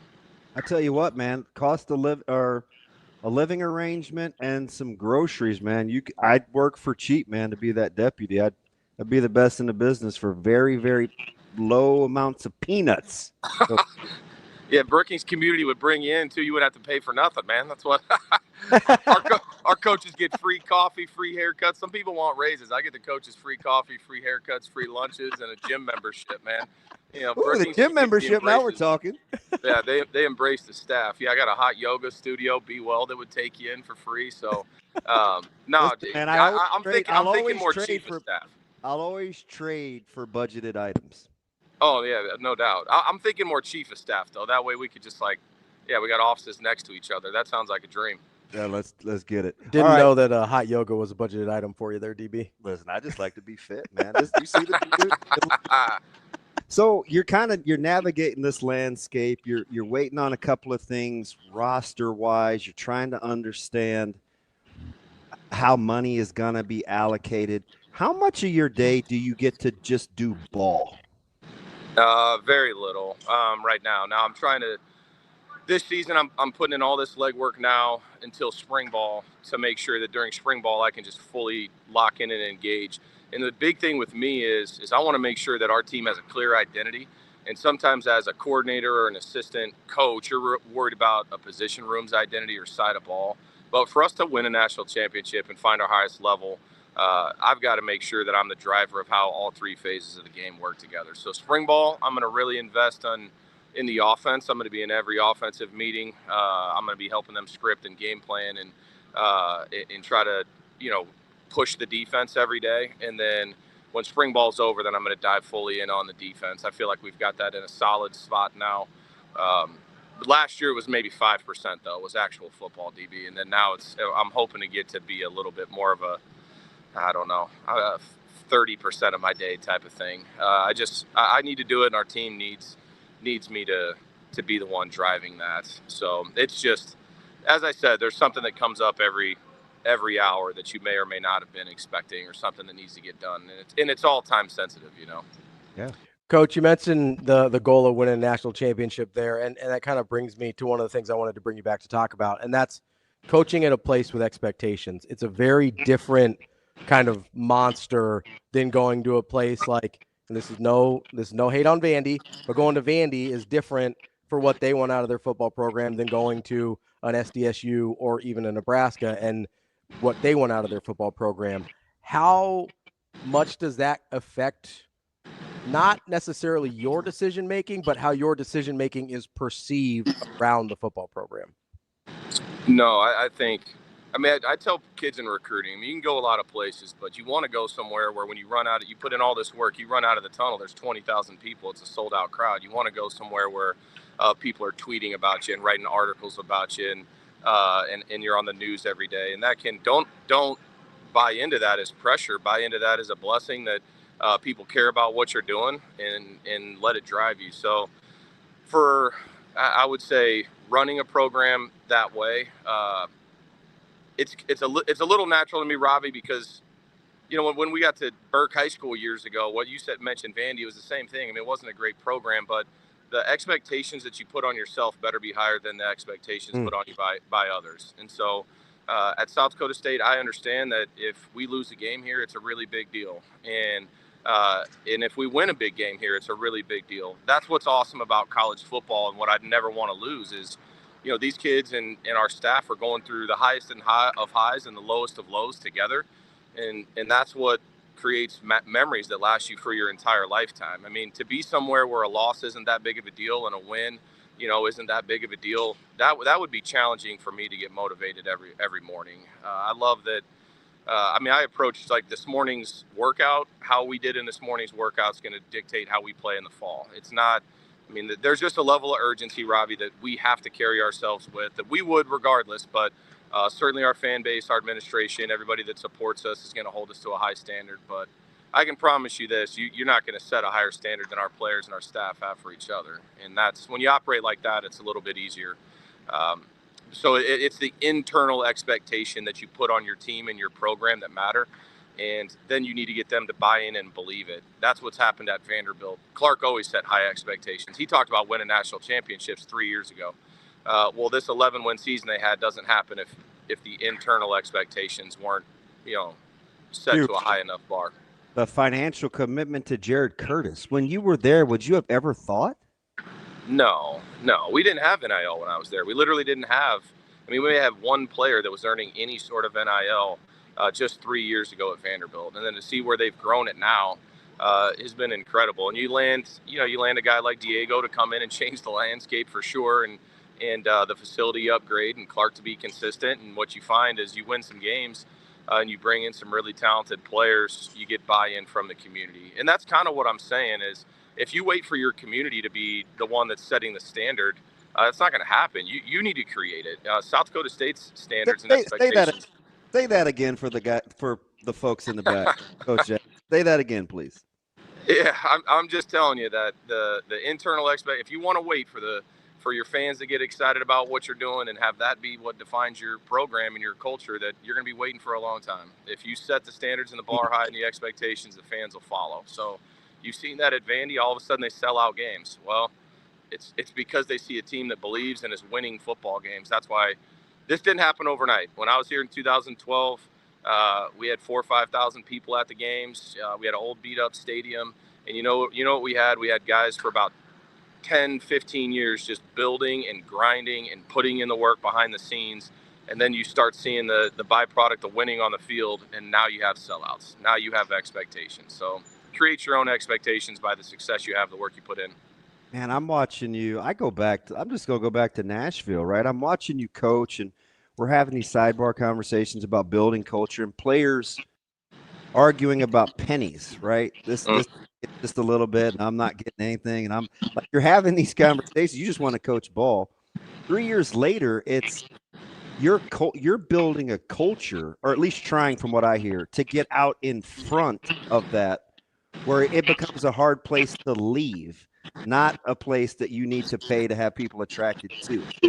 No, exactly. Operate out of position of strength. I mean, for us, I'm really blunt and I'm direct with our players on the expectations. You mentioned the financial, things. I mean, the one thing our players don't question is that, because they understand this is a meritocracy just like the world. So nobody's surprised that you have to produce to earn NIL money at South Dakota State, or you need to produce to get your face on a billboard on I-29, or you got to produce to have people, interested in what you're doing. I mean, they understand that. So you come in, you work, you earn everything that you get. And when you earn it, nobody will treat you better. Nobody will fight harder to reward you for that than I will. And so, our locker room, these guys are going to be talking about how hard the workout was and what classes they got and who's coming back for extra work in the indoor later, and who wants to watch some more film. And, our guys are worried about that. They understand that if they produce and they put in the work, they're going to get taken care of to the best of my ability. And then people respect that and love it. And if they see themselves getting better and pushed and challenged, then they stay with you too. So, it is a blessing to come work with these guys. There's not a better group of guys to coach than what we have here. And that's going to be the goal, to always keep it that way. Coach, so you talk about trying to set this culture and guys that kind of have the mindset of like, hey, everything's a meritocracy, you got to go out and earn it. How much of that do you find is, hey, I got to recruit some guys that's just how they're wired, versus, hey, I can mold certain guys and teach them to believe a certain way? I'll be honest with you. I think it's really hard. We get these guys at 18, and you can definitely, and it's something I'm passionate about, is improve and change somebody's life for the better through challenging them and mentoring them and being truthful with them. But, you have to recruit somebody that's also, Coach Stig would say, has a heart of good soil, somebody that's going to take the coaching and be mentored. And I want guys that want feedback, desire feedback, want a coach that's hard on them and critical of them, and isn't going to be sensitive. So if you recruit guys that are open to feedback and they're going to take it as constructive, and they're going to look at the harder coach is on me, that's actually a byproduct of how much he loves me. That he's showing me how much he loves me by how hard he is on me. And when you recruit those type of players, then you're able to mold them, Ravi. But if you're going to recruit guys that don't like feedback, or very defensive or sensitive, to coaching, then it's nearly impossible to mold them. So this has been built over time. This isn't something that I just came here and I'm trying to take it further than it's ever been. But our players actually understand this type of mindset because it's what's been here before. One of the things I would consider, just from experience, is strength, and I know you have it because we were together basically, is whether you were driving or I was driving. How applicable is it in 2026 that, like in 2008, we're trying to get kids to play, to love the game, to balance family dynamics and what's going on in their personal life, to make sure that the field is a place of peace where it's not an extension of that, right? I know you still kind of recruit like that. but it started in its roots with players significantly younger than what you're dealing with now. Is the blueprint roughly the same 12 years later? Or it's the same. You gotta later. I told you guys last time, love of football and competitiveness are guys that we're looking for, but you're right. When somebody loves what they're doing and it brings them joy, then this is where they want to be during a hard day or a tough day. They know they can come into your office and talk about it, but our blueprint is going to be when you step across the white lines, everything that we're doing is focused, and it is focused on improvement, and it is focused on challenging and confronting. And it is that's where it turns into like their sanctuary. I think that's got to be the blueprint. DB football's become now another stressor for somebody that already may have a ton of stress in their life, whether it's financial stress or pressure or the pressure to perform or making the NFL or what other people think about me or say about me on social media if I drop a pass or miss a tackle. So what used to be a world of happiness and peace and joy for players, now if you're not fostering the right type of locker room and environment for them to be in, it's another stressor. Where for us, I want this to be the happiest place that they're at. And how do you see that? It manifests, and I see it coming out every day on how many guys are just back here they go to class. We had guys going to class yesterday and coming back to get more core work in the weight room or more field work in the indoor, catch jugs machines or whatever it may be. So, here, I think that's another reason why our players stay is they're not looking for a job, and they're not looking for to be treated like an employee. They're still looking for, to be fulfilled by the love of the game. And also the locker room that you're in and the people that you're surrounded by, make it enjoyable. And I can't tell you how many kids are even in our offices all the time, whatever it's making a peanut butter and jelly sandwich or just checking in on their coach. I think you can see that culture every day by how often your players are around and want to be around. Coach, so I've got this thing in my head, right? So you've probably had this situation play out with the transfer portal and being a high-profile FCS program. I'm sure you have had guys of a talent level that is just not accessible to you coming out of high school want to come to your program at some point. How hard is it if their mentality is not what you're talking about to say no to that level of talent if it's not matched up with what you think they can be from a culture standpoint? Because I see you smiling there. This is a thing that gets a lot of coaches. It does. It's not hard for me, but it is hard for I am never going to buy in to there's really talented player maybe that's out there, and if you have evidence that person doesn't fit your culture, it's nothing personal on that player. I just don't see the value in that, and I will never buy into that there's not another kid out there that has the same talent level but does fit. That kid exists. It just takes a little bit maybe more work to find, and sometimes people look for the easy way out in recruiting. Hey, this guy's really talented and he's gettable, and I know he doesn't quite fit, but you'll talk yourself into taking a player. And I would say 95% of the time you end up being let down by the talented guy that doesn't love football anyway. And so it's interesting to me. I'd rather put in a little bit of extra work, whether it's developing them when they get here or to identify them in the process. And then you got to trust your gut too.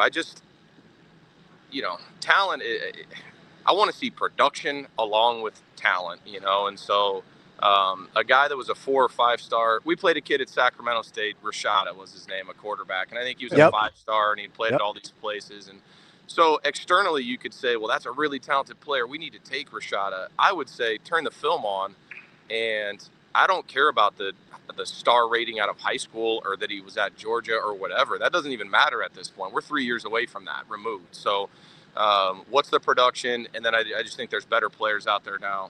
I will tell you this, Ravi, there's better high school players out there than ever before. So it is amazing and saddening a little bit to me on how many 2026 kids are out there with nowhere to go in mid-February that are high level talented guys.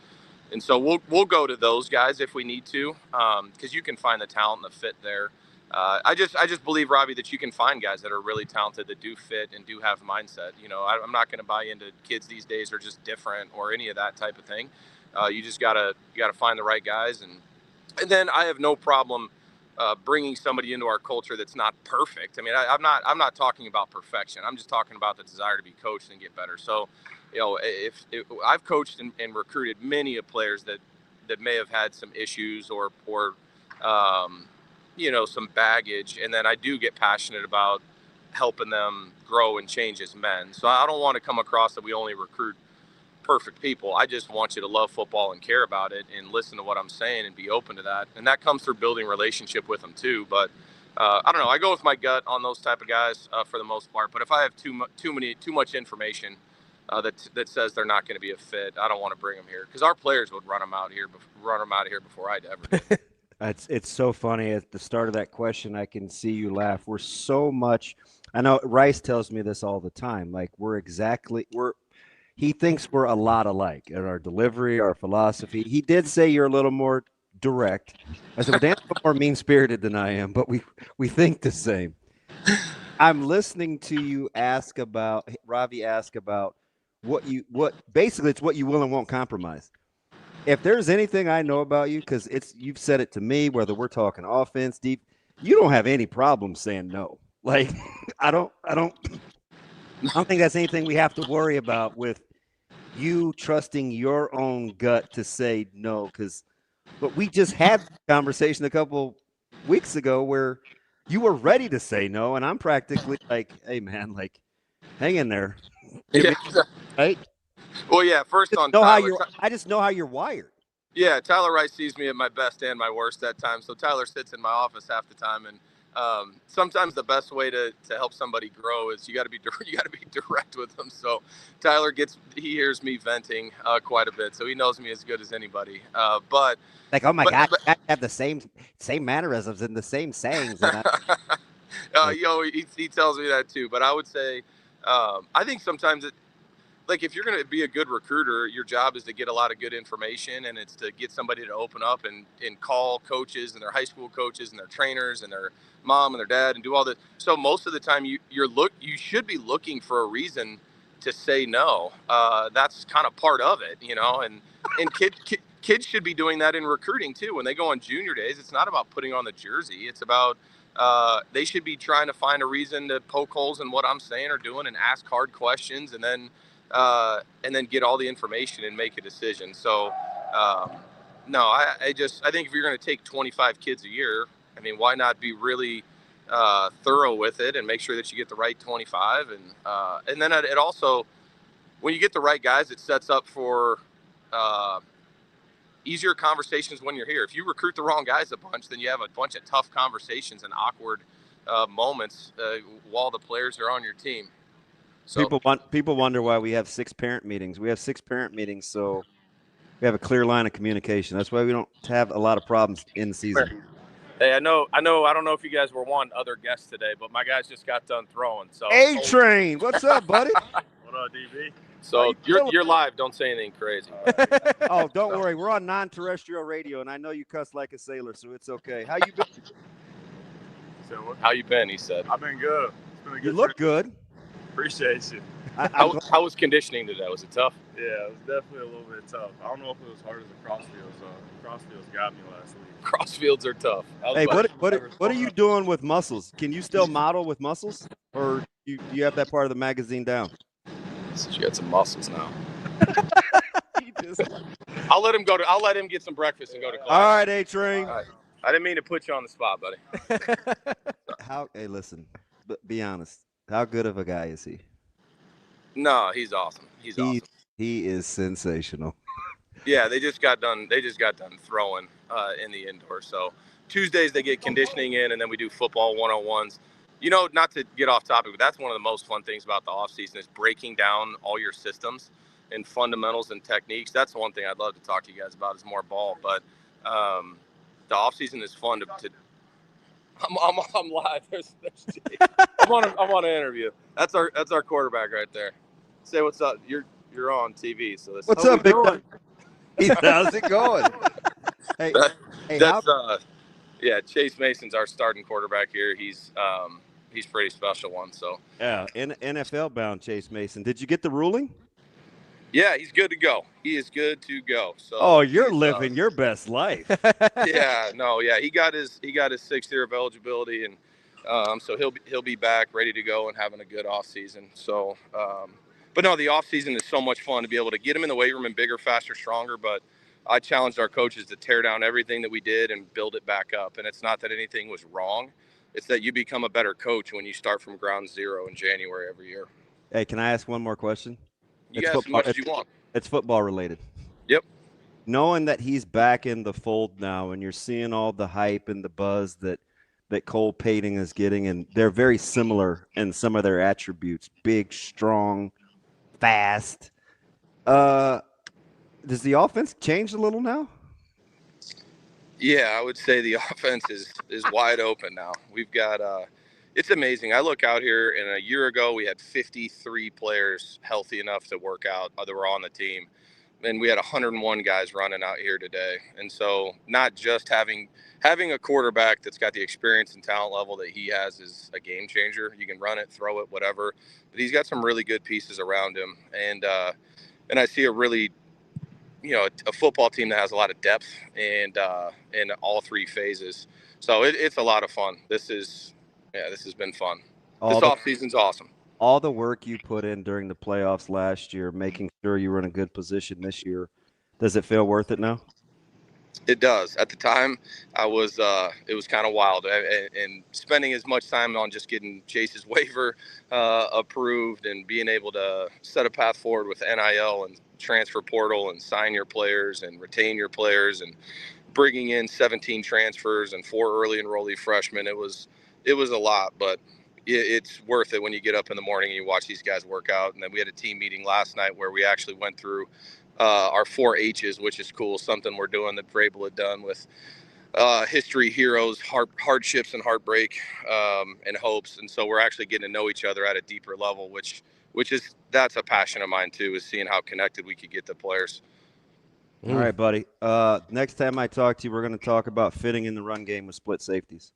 Can't wait, dude. Let's talk sim pressures after that. Sorry.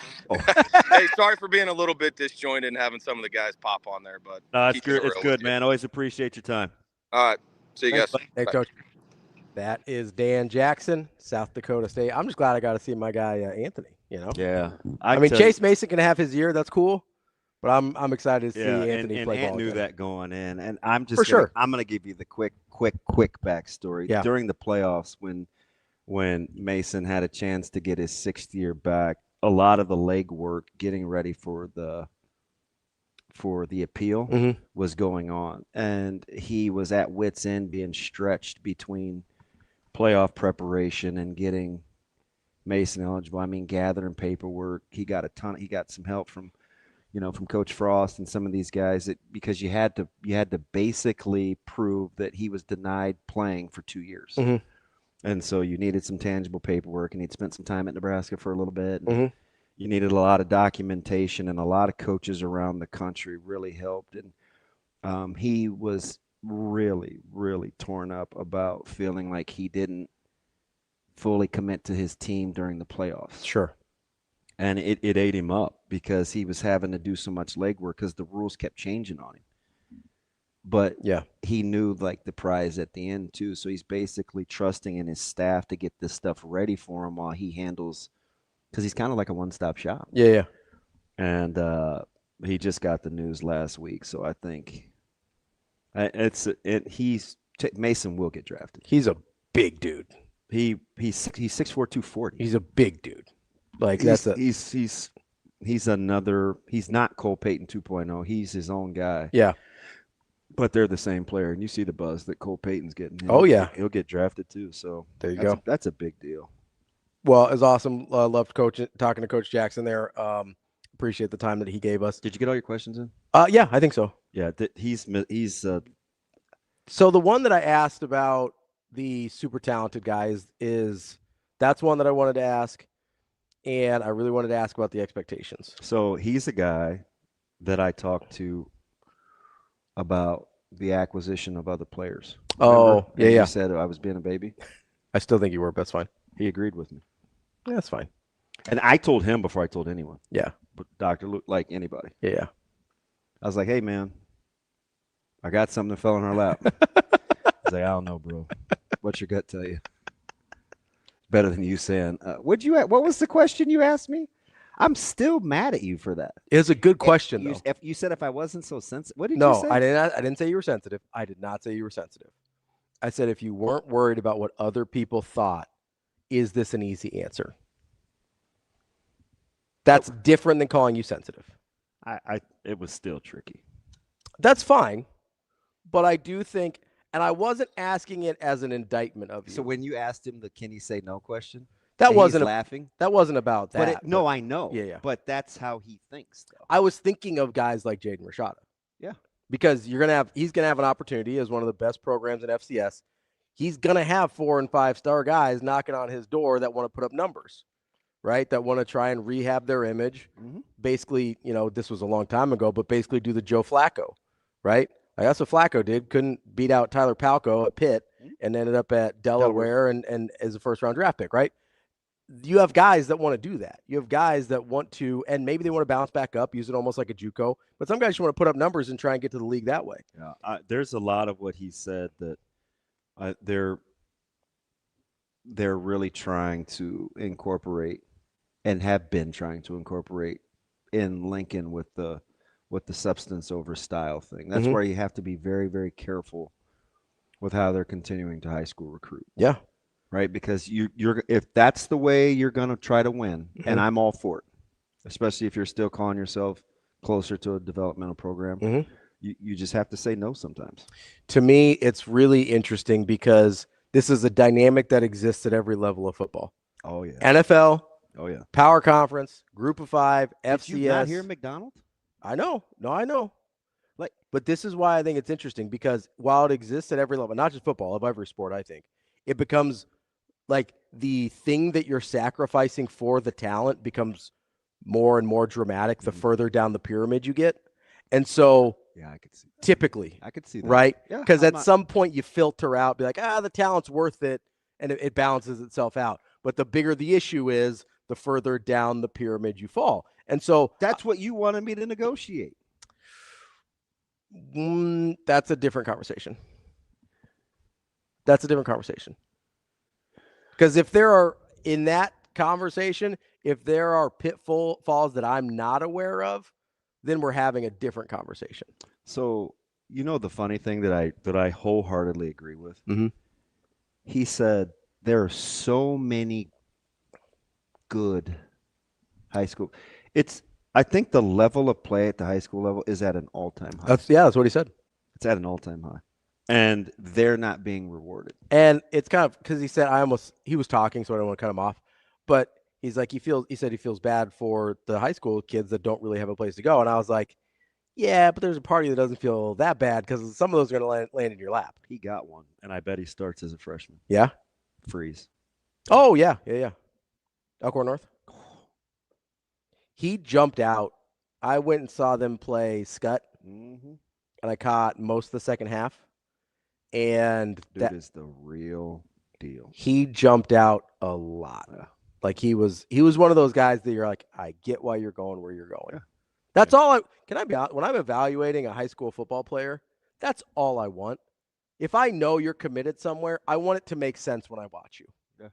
Same thing with high school basketball. There's guys that I've seen like, oh, this guy's going D1. And I'm like, really? Or, oh, this guy's got 10 Power Conference offers. I go, really? How soon, or do you think we can return? Because I listen to McDonald, and I hope everybody listened to McDonald. And I know sometimes college coaches kind of roll their eyes. What do you say he wasn't going to have in his locker room? You just could not be selfish. Oh, yeah. It's like, this is not what we're going to be about. This is how we're going to. And to me, that's his high school roots. Sure. But it's funny, not funny, haha, but like that still works in the NFL. It works everywhere if you're willing to do it. That's my point. Look at OKC. The Thunder are the exact same way. Look at OKC. Look at Indiana. You think Indiana's any different than that? No. So I tell you, everybody looks the same. It's dressed the same. So this is the thing that I keep. That's why I asked him the question about the super talented guy, because I'll disagree with him a little bit. If you've got a 5-star bouncing back, you're probably not finding that level of talent accessible to you at the high school level at South Dakota State. Fair? Like just that level of pure talent.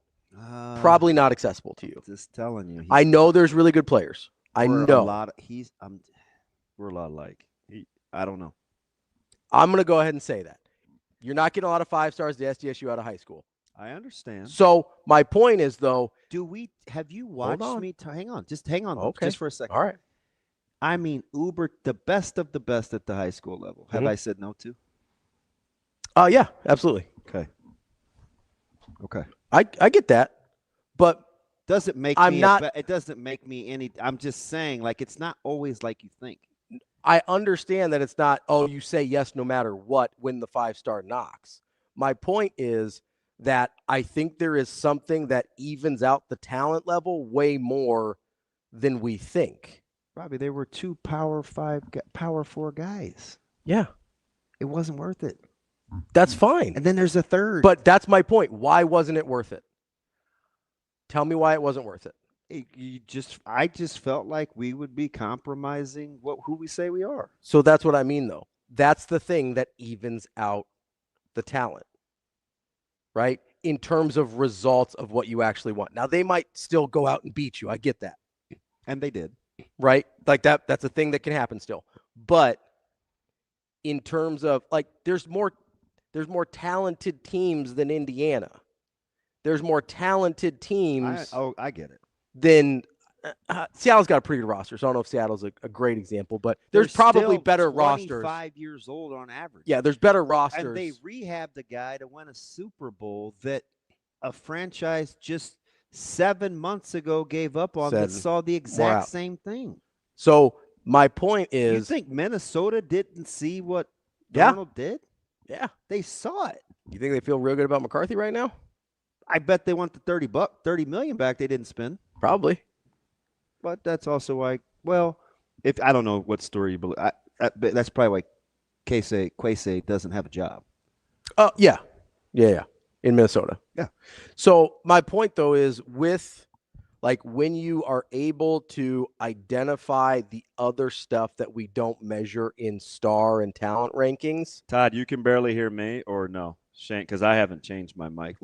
That'd be on Shane if he's talking about me. Keep going. I'm sorry. There all of a sudden it's the evening out process, whether it's football, whether it's basketball, whatever it is, but you have to be able to evaluate that other part really, really well. And I would argue that's much harder, not only to evaluate, but also because it's intangible, right? Like all that stuff is intangible. So you can't get a stopwatch and be like, he runs a 4.3 in culture.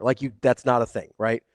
So it's harder to evaluate because it's intangible, and B, it's really hard for most people not to get intoxicated by the physical attributes. You know how dangerous it is what you're doing, but I think it's very interesting. It's not dangerous as in a detrimental. You're now subconsciously comparing guys that you see and their personality and their antics, and I know what you're saying to yourself. Could they play at Indiana? Sure. Yeah. Would Cignetti stand for that at Indiana? Yeah. Or Cignetti or any guy that I respect, right? But Cignetti's the most, whether I like him or not, obviously you have to respect him and what he's been able to do at every level, right? So you take that and you go, hey, could this guy hack it at this program?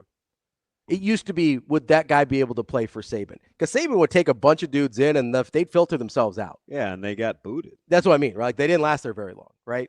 So, it was always kind of one of those things where it's like, you want to be a little iffy on transfers out of Alabama? You know what we said about Saban? Well, he just has another 4 or 5-star. So we didn't even really appreciate it at the time. We do appreciate it with Cignetti because he doesn't have another 5-star. He doesn't have a 5-star or 4-star for that. I think he's got 3 of those on the entire roster. So Cignetti, you go and you look at that and go, okay, is this guy a guy that would hack it in Indiana? Is this a guy that could hack it at Seattle? Is this a guy that could hack it wherever you respect the way the coach goes about it? A guy that could, even the much bemoaned NBA, OKC has a culture where if they can take on a guy or not. Absolutely. There's a reason, and I will die on this hill or I will kill someone on it, one way or the other. There is a reason the only time KD has ever won a damn thing was with Steph Curry. There is a reason for that. It's not because it was the most talented team. The most talented team he's ever been on was in Brooklyn. Yeah, they were not. That's that's fine. That's fine. Golden State's culture could withstand. Yeah. And not that KD was a bad guy, but he's a certain personality type. Yep. I'll give you the Brooklyn thing. I think it's either Brooklyn or it's young OKC because you're talking about a healthy Brooklyn with Harden and Kyrie. And they never figured it out. Yeah, Harden, Kyrie, like that team was unbelievably talented. None of them could figure out how to play basketball together, whether physically or on the court. And so I sit here and I go, okay, would that guy? You know who's done a relatively good job of that? Who? And I know you hate on him. Sarkisian's done a pretty good job. I'm looking at I'm trying to get off the SIG comp because they won a title. Sure. I get it. I think Kirby Smart's got a little bit of that. You know why Georgia doesn't spend a ton of money on the portal? Because they don't have to. People want to play there. Yeah, and they recruit really well out of high school and don't not as a detriment, but they don't feel the need to say, hey, we need to speed up this and go cherry pick some replacements here until this guy's ready. They're like, no, let's just go get this guy ready. That's what it seems like at Georgia. Like they didn't go in the portal to replace Carson Beck. They're like, nope, we've got our guy. We're good. Yeah. Like that's a very different than like a Miami situation, right? Sarkisian's tough. I don't know that he maximizes his roster, so I struggle there. They won a ton. They do. I struggle there with Sarkisian a little bit. I'm trying to think of another guy that doesn't recruit at that level, and he doesn't have to win a championship, but a guy that does. I mean, Iowa's a good example of this. It's like would that fly with Kirk Ferentz? No. That's what I mean. Like he's the more tangible example of what we're talking about with Cignetti is, and we've been talking about it for years coming into the program, how Iowa's not very talented, but somehow leaving the program, they all play in the NFL. Not all of them, but certain positions for sure, right? So you sit there and you go, okay, would that fly with Kirk Ferentz? Maybe that's a better question than would it fly with Curt Cignetti?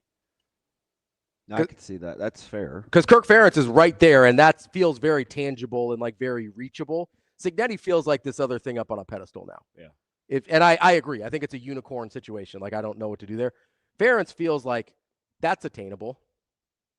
Their level of success should be attainable to Nebraska or wherever you're at. If I can do it that way, I can replicate what Iowa's done. That's not crazy. Saying, hey, we're gonna go from and I get it. In game is something different. Mm-hmm. The struggles are documented. You know who seems to be a little bit like that for flash and dash perception? Who? Lanning. Oh, yeah, he's about that life. I think. Seems pretty no nonsense. I got to be honest, and I'm trying not to let my bias show here. I do wonder about the Raiola situation. So let me tell you what I think that is. Okay, I'm open to it. I think that's a guy. I think that's two people. I think that's everybody on both sides being self-aware. If you want to clean the things up with Dylan and authenticity and getting away from the influence, you want him with a guy like Lanning. And I do think sitting's good for him. Like I think that's a positive. I also think Lanning thinks, I've done this before. I know what I'm doing with this type of thing. I'm good at this. Can I ask, this may or may not be a fair question, but I'm going to ask it. Is part of that Oregon doesn't need Dylan the same way other programs might have? I don't think that's the case. Okay.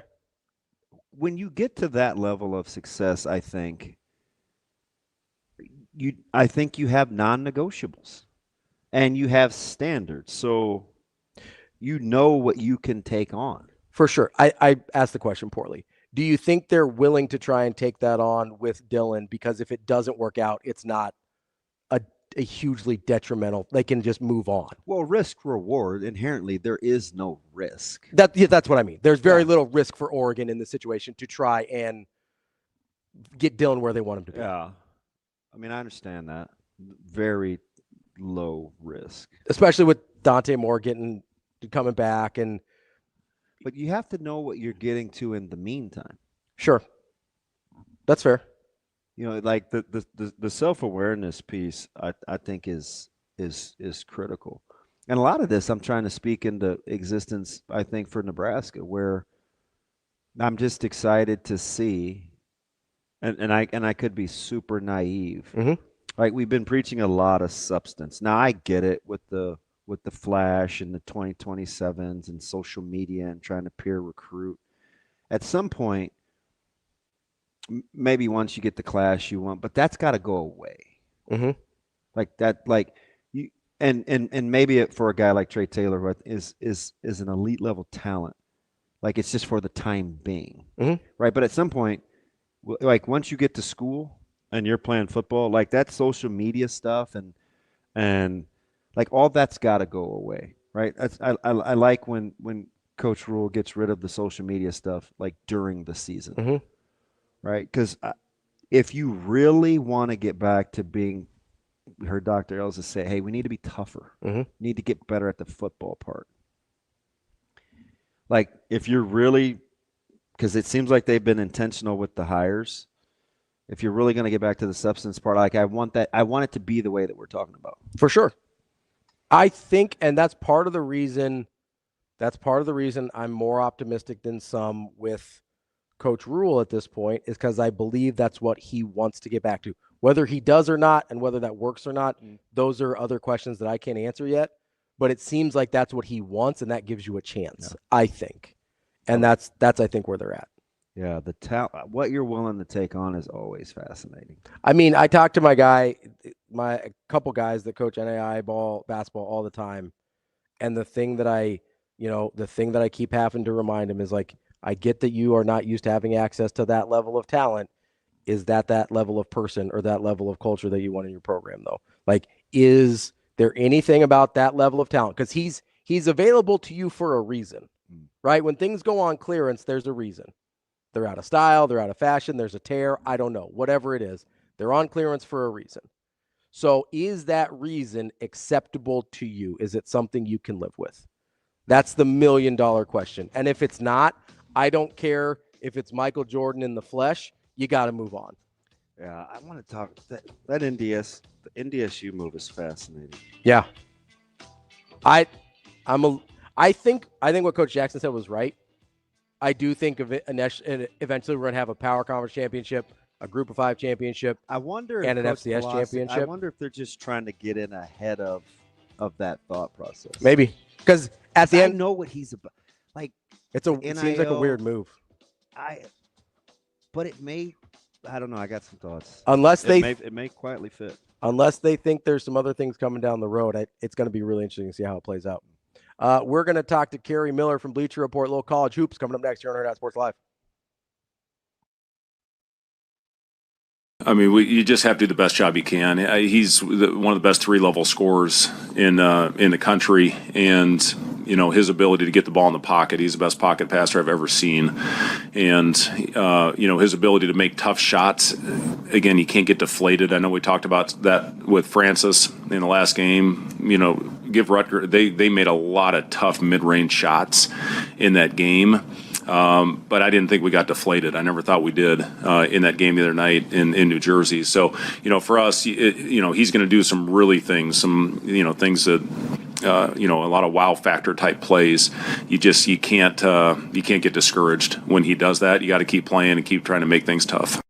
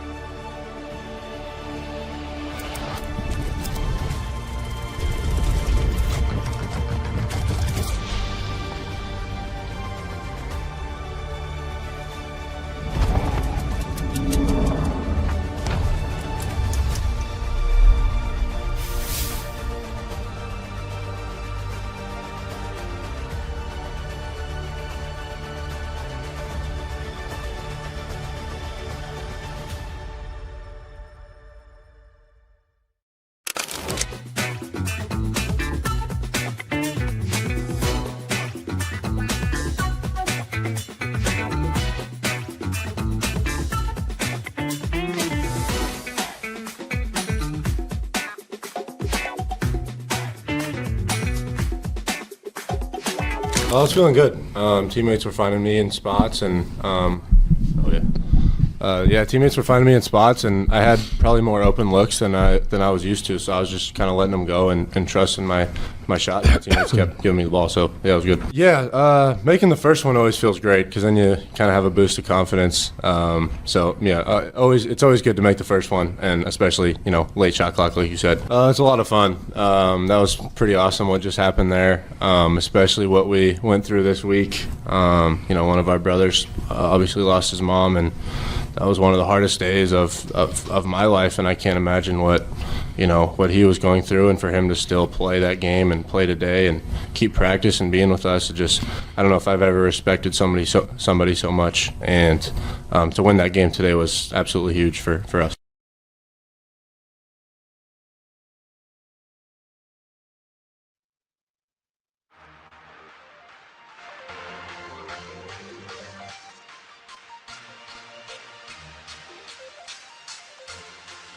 Welcome to Hurrdat Sports Live.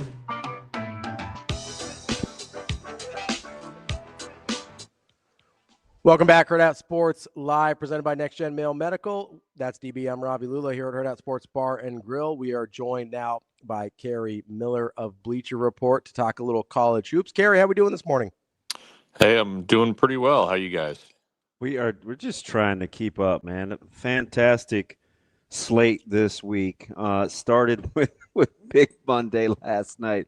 At what point when you're watching that game, and I assume you see a lot of Arizona, and I was telling the guys in our group chat, it's kind of how they play, but at what point did the shot selection start to bug you where you're like, guys, are you being serious right now?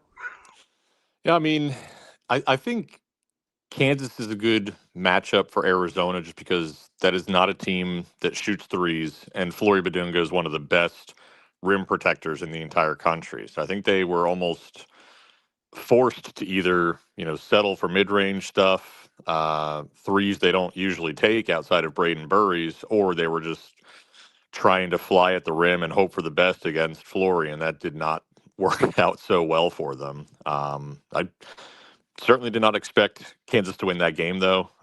Even if Darryn Peterson had played, I would have been picking Arizona in a close one. So for them to win without him just furthers that Ewing theory. But, huge win. Arizona's still projected number one overall, but now the door is, slightly ajar for them to slip from that top spot. If they're gonna win 6 in a row, and I still think they're the best team in the country. Mm-hmm. Who that was off last night needs to be more like their normal selves? Koa Pete or Jaden Bradley? I would say Bradley. I mean, he's been the guy who, anytime they have actually had close games, he tends to be the one coming through in the clutch, or he's the guy who just, steps on the gas for them to pull away. I mean, Pete's had some off nights this season. I feel like, Bill Self was really ready for what he does. It seems like they knew where he was passing the ball before he would do it. It was pretty wild how they were jumping lanes on Koa more than really anybody. But yeah, I think Jaden Bradley needs to be that guy because Braden Burries can be, but I mean, Bradley's the senior. He's been the leader all season long, and I was shocked at how ineffective he was in that game. KERRY, as you look at this Kansas team and kind of their ability to make a run in March or not, how much does the trust factor of whether or not Darryn Peterson's going to play or not factor into the way you look at this team? I mean, it's huge. He's the best player in the country, but we've also seen them, I think I think they have 5 quad 1A wins, and I think 4 of them were without Peterson. They lost at West Virginia and at TCU with him playing, more or less a full game in those. It's just a weird situation. It doesn't make sense that they're better off without him. But I think just from a fatigue standpoint, that's the huge thing because they really only played 6 guys last night. And I don't know if you can do that over the course of the tournament if he's, limited or out entirely. So that's my question. Similar to, a few years ago with when Joel Embiid was there, and then he missed the tournament because he had that microfracture surgery in his back or whatever, and then they just didn't have they had talent around them, but they just didn't have enough depth at that point. Here, let me ask you something. If you like Michigan, if you like Arizona as the number one overall in your mind, especially given on the heels of Duke and Carolina, which they led infamously for all but a second. Yeah. What's the difference between Michigan and Duke for you? Because stylistically, I don't know, man. The last play you draw up was an ISO for boot. Like Michigan would be all over that with how they can defend. Like, what's the difference between Michigan and Duke? I'll tell you what, we're going to find out in like 11 days when both those teams come to my neck of the woods here in DC, a random mid-February non-conference game that they couldn't have drawn up better ahead of the season if they wanted to. But yeah, it felt like we were watching Cooper Flag last year all over again with that, back-to-back possessions where they were just, tie game, a minute left, and they just hand the ball to Boozer at the top of the key and say, put your cape on, dude, save us. Why and not he a didn't. ball screen or pick and pop or like, I couldn't believe you just want to ISO with 20 seconds to go. Yeah, and that's when they beat Florida early in the season. That's exactly what they did. They did a pick and pop, and Isaiah Evans hit the game winner. They just didn't trust anyone other than Boozer in that spot, and that could very well be their undoing in the tournament. Because to your point, you try that against Michigan and Ademara and Yaksha Lunderborg, you're going to eat that basketball, Cameron Boozer. So you like Michigan better than Duke. Who's after Michigan? I mean, I wouldn't say I like Michigan better than Duke, but I think Michigan probably should win that head-to-head game. We'll see what happens. But as far as seeding goes, Arizona's 1 overall, Michigan's 2, Duke's 3, and I still have Connecticut at 4. But like everybody lost in the last 6 days. Illinois, if they had won at Michigan State, they maybe could have had a case for leapfrogging UConn for that 4th number 1 seed. I think Houston is now in that conversation as well, but they don't have enough marquee wins yet. But good God, do they have those opportunities coming? Because they get Iowa State, Arizona, and Kansas in succession in the next 14 days. So what is the path, if there is any, for Nebraska to get a 1 seed? Is it basically you have to win out? I mean, obviously it starts with Purdue tonight, but do they have enough quality win opportunities between UCLA, USC, Iowa twice, and Purdue to get into that conversation? I mean, I think they probably need to win out, and they probably need to get some help because they just don't have those games. Like I was just saying with Houston still has 4 just better games than anything that's left on Nebraska's schedule. But on the flip side of that coin, that means it's less likely that Nebraska is going to suffer losses. So I think they don't control their own destiny, but they have better control over their own destiny, if that makes any sense. Like they should be more successful down the stretch. If they are a legitimate top 10 team, as I believe they are, I think they should probably go 7-1 the rest of the way. And then they would have an outside case for a 1 seed, depending on what else happens. So, Kerry, I always try to go process of elimination to think about Nebraska's potential seeding. So I'm going to give you 3 teams in the SEC that have a little bit of a chance if they get right, but they have some question marks. So I'm going to give you A&M, Vandy, and Arkansas. Of those 3 teams that kind of have a chance, is there a team there that you could see win their way to maybe the last 2, a 3 seed kind of line with some sort of a run in the SEC? Vanderbilt definitely could. They just have, they don't have the bad losses. They don't have the sheer volume of loss. I mean, the home loss to Oklahoma was not good by any stretch of the imagination, but I think they're still in there in that 17, 18 overall range. They could go on a run. Florida's the team from the SEC that could get. Yeah, I'd set them apart because I think they're good, and they're still 8-9 and Kempom and the net. That's a really good team potential. Yeah. I think Florida's the only SEC team with really any chance at 2 seed. Even if Vanderbilt were to win out, I don't even think they have a quad 1A win at this point. So I don't even know if they would stack up enough. They would almost have to win out and win the SEC tournament to get back into that 2 seed range. I'm trying to build in insulation for no worse than a 2 seed for Nebraska, but you can see how my mind's working. Let me go to what we saw with Michigan State and Illinois. My partner is notoriously, he's probably the only guy in the Midwest that doesn't think Izzo's a very good coach. But I get what he's saying with how they play offense and with Fierce, who needed that game in the worst way against Illinois for a multitude of reasons. When you're looking at the Purdue, Michigan State, and I may put Nebraska in this or Purdue, one of the two, the loser of tonight's game, moving into that upper echelon, like what separates those three teams? And the loser of tonight's game, Michigan State, with the tops of the behind the tops of the Big Ten. I mean, it's been tough to separate those teams for a while now. I think Illinois has separated itself at least seed-wise with their 5 quad 1A wins. They've won very well on the road. Nebraska doesn't have anything remotely close to a questionable loss. I think that's huge for them. That's kept them I still have them at 7 overall on my seed list. And then Purdue and Michigan State right there in the 3 seed mix. But it's tough. It's funny when you're looking for, the last number 1 seed, you end up kind of looking at different things than when you're down to the 3 seed line, then you get down to the bubble. It's just kind of what matters at that point kind of changes. And I think certainly with Michigan State, a lack of any great wins away from home, or frankly, any, truly great wins outside of, if you think that home overtime win over Illinois was truly great, fine, you can make that argument, but they just don't have those upper echelon wins. And I think that keeps them at the bottom of the 3 line for me. KERRY, as you look at teams in this 1, 2, 3 line area, that gets us to 12 teams. Mm-hmm. How many of those 12, or if there's any outside of that, do you think can actually win a national title? I think it's probably you might be the only one.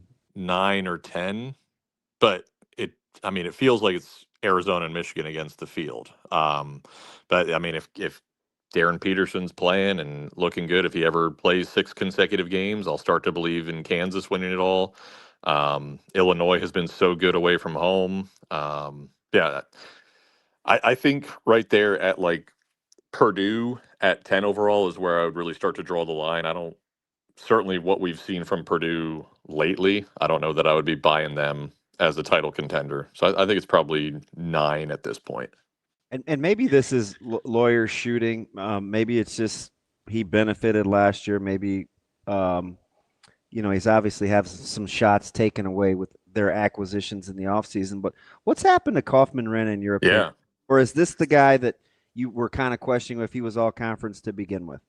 No, that's what's been crazy is how he's just fallen off a cliff. Like if Oscar Clough wasn't as good as he is, that's coming what in from I get. Where he's probably taken some. Yeah, I'll negotiate that, but I mean he's down 9 points a game. Right. But if they hadn't gotten him, they'd be a disaster right now. Because Kaufman-Renn's been just wildly disappointing to me. I know he was injured early on, but then he came back to that game against Alabama right off the bat and went for 20, 15, and 5 or something. We're all right, here we go. And now he's just been hasn't been able to take over games. And I mean, I feel like Lawyer's the bigger problem as of late because Braden Smith does not want to take the shot in the big moment. He wants to set somebody up. And if Lawyer's not hitting them, that's, not going to work out for him. I think that's why his assist to numbers have gone down. It's not that he's passing less. Guys just aren't making those shots. But it does feel like Smith needs to be the hero because TKR and Lawyer have both been, very underwhelming. So, KERRY, and I'm not just asking this because my partner here is a North Carolina fan. What do you make of the Tar Heels? Does the Duke win sway you at all in what you thought about them? Or where do they slot in this conversation nationally? They are, they're not one of those 9 teams that I would have said before, but they're getting close. Starting to defend helps. Yeah, that's the key, right? In early January, I would have picked them as the most likely candidate to lose a 5-12 matchup just because they weren't playing any defense. But now they've figured things out on that end.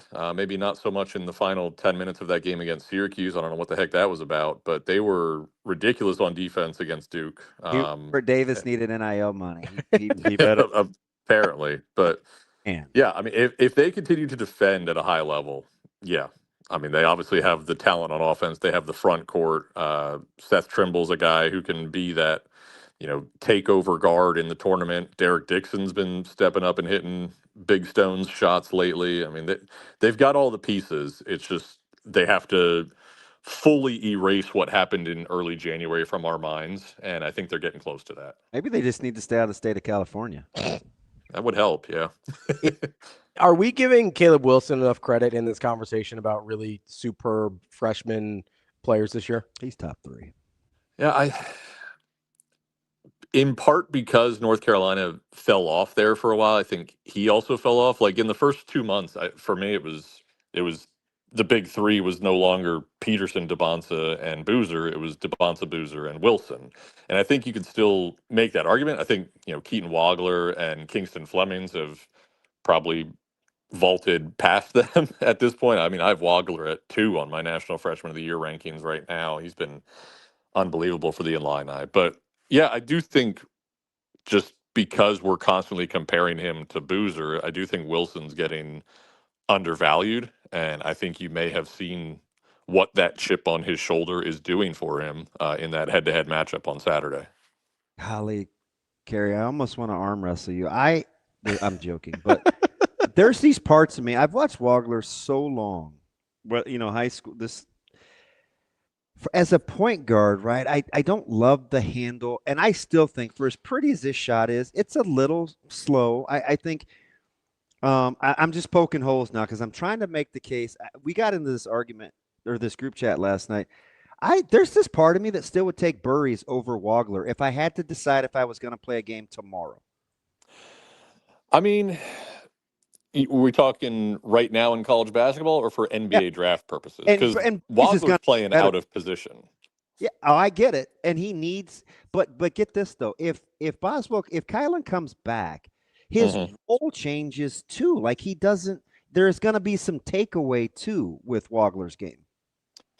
Yeah, I mean, I think the scoring Underwood was expecting. Right? What was that? The scoring went up without Kylan. Oh yeah. Well, what was it? The second game he was out was when Wagler scored 46 or whatever. I mean, he definitely stepped up his game in the last few weeks. And when Boswell went out, I thought that was like going to be the death of Illinois because they had such a tough slate coming up, all those road games, and no true point guard play. But I think Wagler really rose to the occasion, and maybe we're overvaluing him a little bit in that player of the year conversation because of that, because what he did is a bit unexpected. But I mean, he's been carrying them, and outside of that game against Michigan State, I mean, if you look at what is it, Porpatagu or whatever on Torvix, it's like points over replacement player at the same usage rate. I don't know what the heck it is, but it's from the beginning, college basketball version of war, and he's untouchable. Yes. Yeah, but it's like 12 letters for some stupid reason. It's like a Wobacon in baseball, but for basketball. But from the beginning of December until that game against Michigan State, he was hands down the best player in the entire country. I mean, he got out to that slow start in November, but he'd been unbelievable for, a stretch of like 17 games. All right, KJ, let me just, for as much as top. It's more games than Darryn Peterson's played all year, by the way. Just we put got that out there. Yeah. For as much as two teams that are in the top 9 can be out of the discussion, this is kind of off I think it's Michigan and Arizona and everybody else. Who's flying under the national radar more of a team you actually think could cut down the nets? Iowa State or Houston? I mean, I don't know that Houston's even flying below the radar anymore. I think everybody's really buying stock in them really quick. But if we're I'd like to hear if we're asking which of those two can win it all, I'm definitely picking Houston over Iowa State. I don't know if Iowa State has that elite guard play. Like I like Tamin Lipsey, and Mila Momcilovic is maybe the best shooter in the entire country, but I don't know that they have that Walter Clayton Jr., Jared Butler type of guy on their team, whereas Houston has Kingston Flemings, and I can see But he him can't being shoot. the guy. Fleming's. I mean, wouldn't you just let him shoot three? Like you just try to. This is easy, right? Because I don't coach basketball, but why wouldn't you? Do you see the shots he was taking when he wasn't being guarded? Kids, like there's a reason. It's even Kevin Sampson even said, Kingston, there's a reason you're open. Like does he shoot well enough for you in those moments? Yeah, I mean he can. It's similar to Michael Brown Jr. Like last night going for 45 points, 10 of 60. Like I feel like Kingston can do that. Hold that thought. Go ahead with Flemings. Oh, I mean he's the guy they need him to be. Like Milos Uzan has taken a huge step back, and if you had told me before the season that Uzan would be playing like this, I would have thought Houston's like a borderline bubble team. But Flemings has been just unreal since becoming really the main, ball handler in early December. I mean, he's right there with Wagler.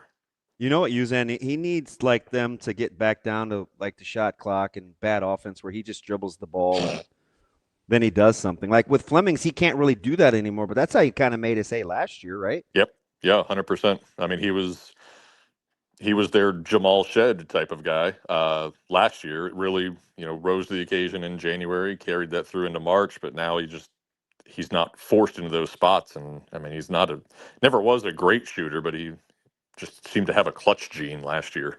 I'm trying to in my head as an ACC honk separate the middle of the pack and the SEC because they have a lot of volume in the net, even though Florida is the highest ranked team, and it's considerable margin.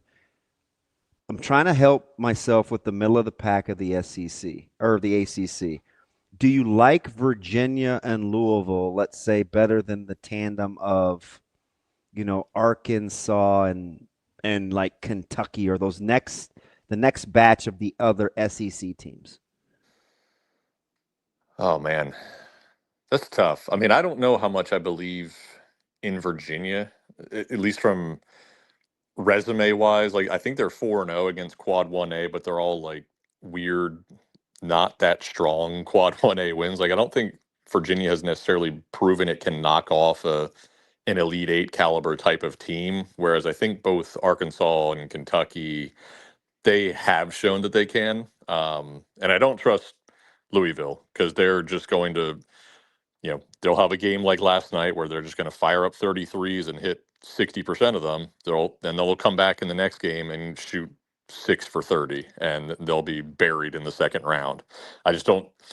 We've never seen a team that shoots at least 50% of its shots from 3-point range make it further than the Sweet 16, at least in the Ken Pom era, so in the past 30 years.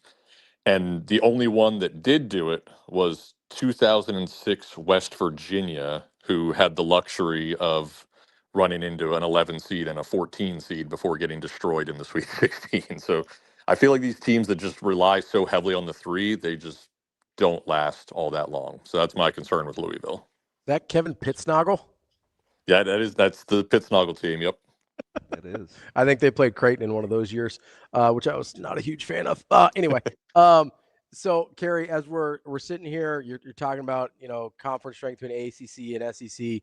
How do you pit the conference strength of the Big 12, which is super super heavy at the top, versus but maybe not as much depth, versus the Big 10, which is good at the top, still really really good at the top, but way more depth in terms of just quantity of teams. If I really forced your hand here and say, hey, tell me who's the best conference in college basketball, which way are you going?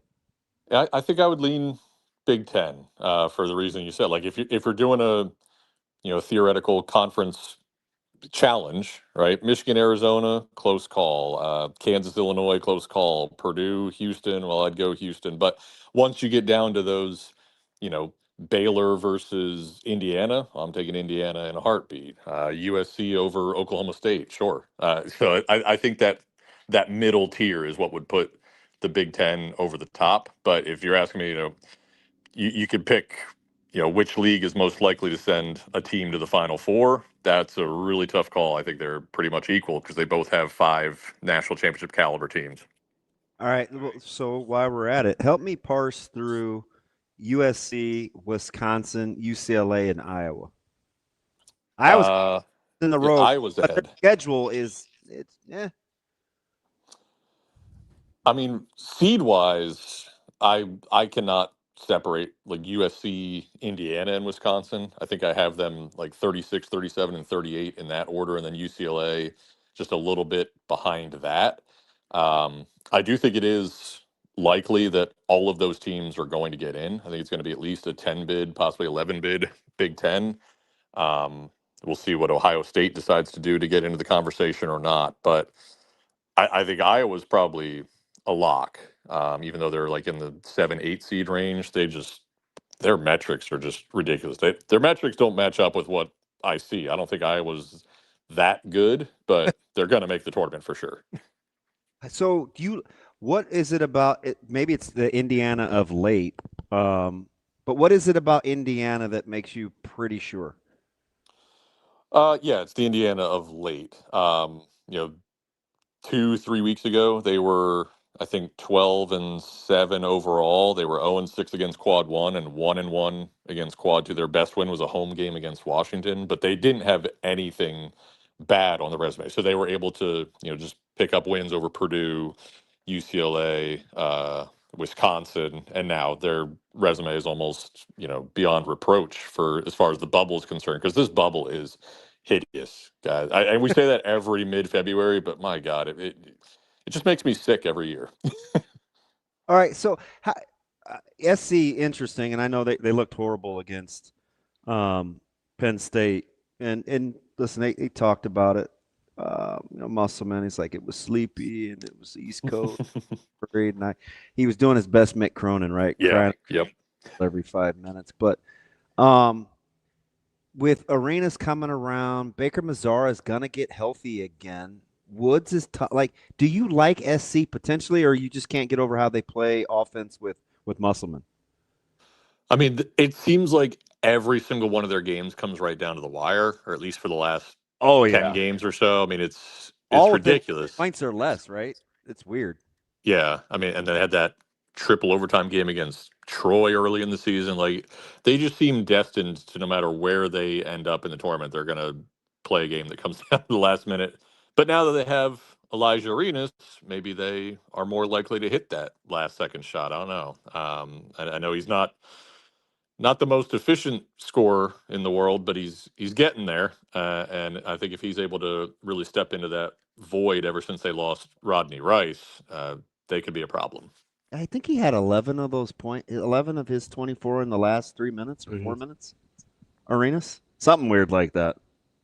I know he hit the game winner, and he actually Did you drove to the lane. He didn't settle for a 20-footer. No way that was going in. That thing hit almost at the white on the glass. I was like, what in the world?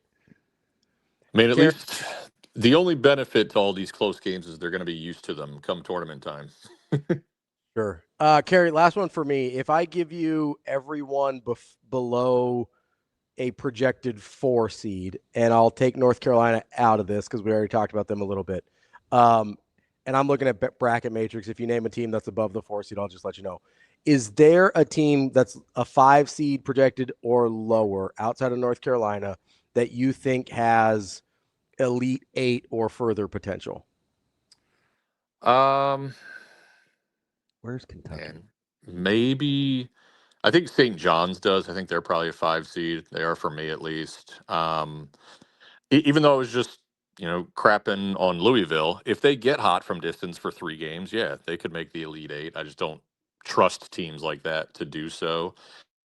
I do think St. Louis has a chance, depending on what their draw is. I mean, they're probably going to be a 6 seed as things currently stand. That is a really good team that hasn't really gotten a lot of, national attention just because they haven't played a particularly marquee opponent. But boy, they can score with the best of it. Trey Green might be the best shooter in the country, and I know I just said that about Milan Momcilovic a few minutes ago, but man, his ability to shoot off the dribble is unreal. And they got Robbie Avila. That's a scary good team. What do you do with BYU? I don't trust them at all until they actually beat a quality opponent. I think I have them as a 7 seed right now. Like that, they're just kind of, I hate to say soft. They're just not very physical. Yeah. I mean, aside from Kebaketa, who is like Kendrick Perkins, my God. I never know if a comparison to Kendrick Perkins is a positive. In this sense, it's positive. Okay. KERRY, we appreciate the time. Great stuff. Appreciate you letting us take you all over the place there. We'll talk again soon, okay? Sounds good. Take care, guys. Okay. That is KERRY Miller from Bleacher Report. I'm Good doing stuff the there. best I can to protect Nebraska on a 2-line or above. You got to. Well, I just work backwards, right? I don't have to talk about Nebraska to build my case. I'm going to talk about the other teams. You talk about the other see teams where that they're at. could be a 2-line, and you look at, I mean, the game tonight is pretty big for that one because Purdue's the one knocking on the door. Yeah. Like that's the one that's easiest to just flip-flop is Nebraska, Purdue. Flip Nebraska to a 3, Purdue to a 2, if depending on who wins tonight. And we'll get our Purdue talk in here. What, 10 minutes? Yeah, about 10 minutes. We're gonna get to a little Purdue blackandgold.com. That's the place. We talk to them a lot in football season, but we'll have Brian Neubert from blackandgold.com to talk a little hoops from Purdue coming up. Yeah, LC. I think he's talking about my man likes to try to poke holes, doesn't he? LC. He's talking about over the course of a season, not for who? The tournament. Shooting threes. Oh, yeah. Yeah. I believe that's correct. The season. Season-long averages.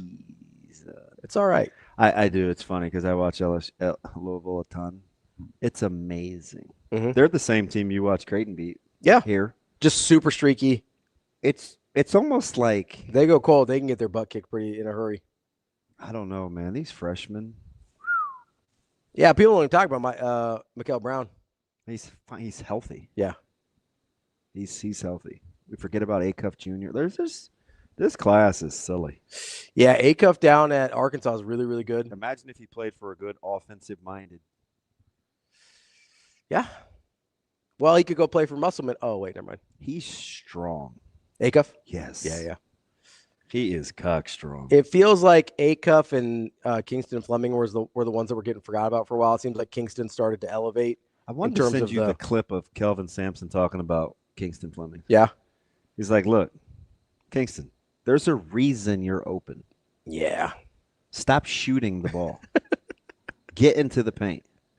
Yeah. If you shoot good shots, we've got a chance to win. If you don't, we won't. And I wasn't making light of Juzan.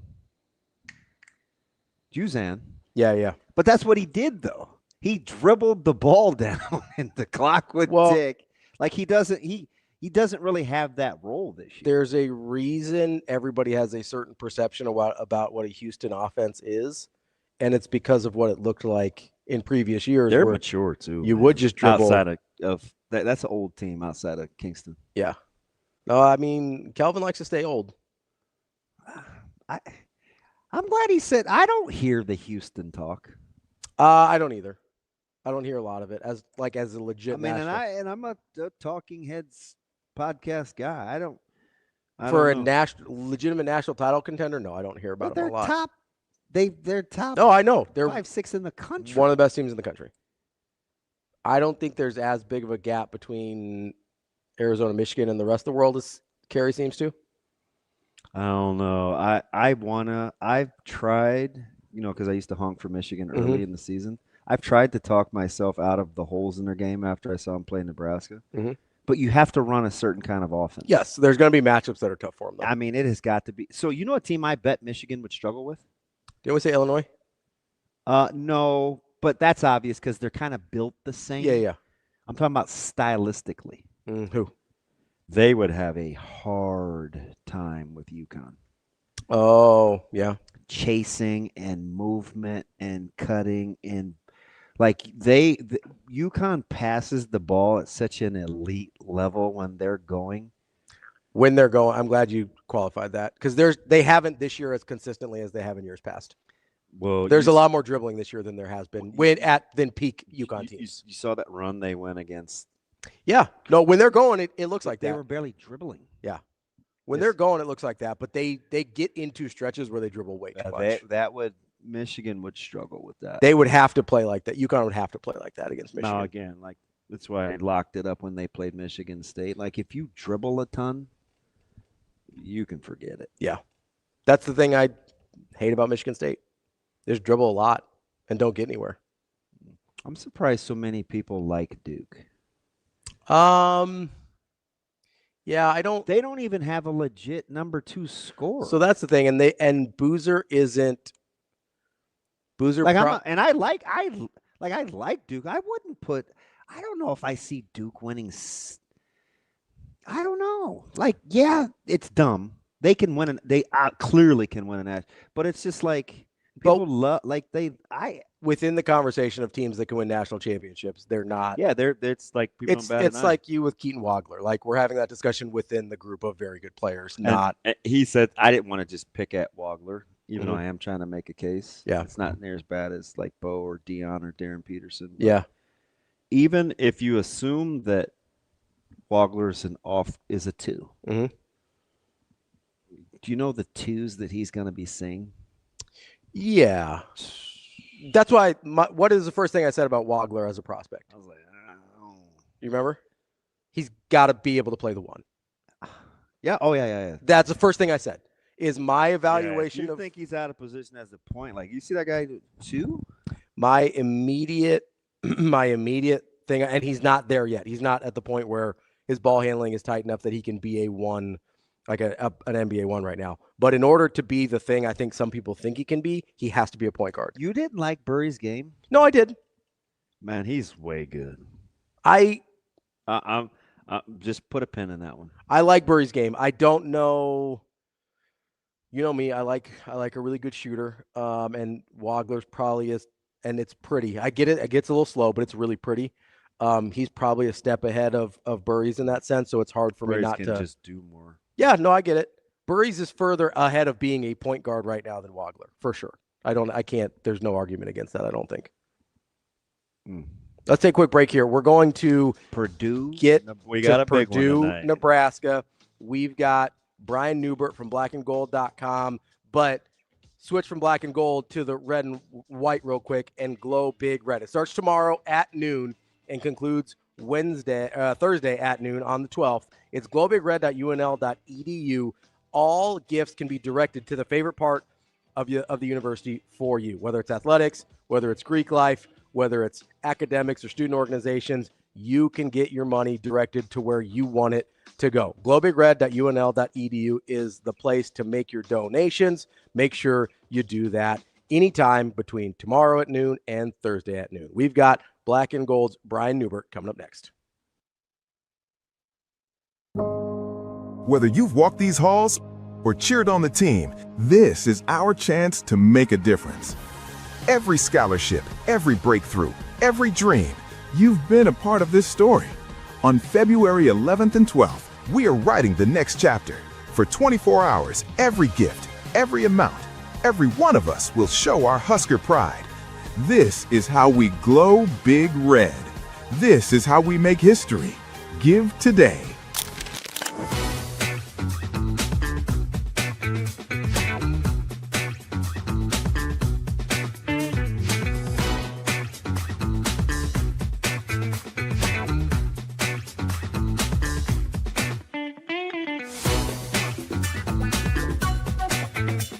Yeah, I thought that Logan did exactly what our team needs her to do, and that's to find ways to hunt shots. And her teammates did a good job of trying to find her in situations, but I thought she just aggressively was thinking, shot ready. And when our team really needed somebody to step up and put the ball in the basket, I thought she took that to heart. She's been really trying to fight and scratch and claw and do everything she can to try to get this thing turned around and perform at the level we need to perform at to accomplish goals of postseason.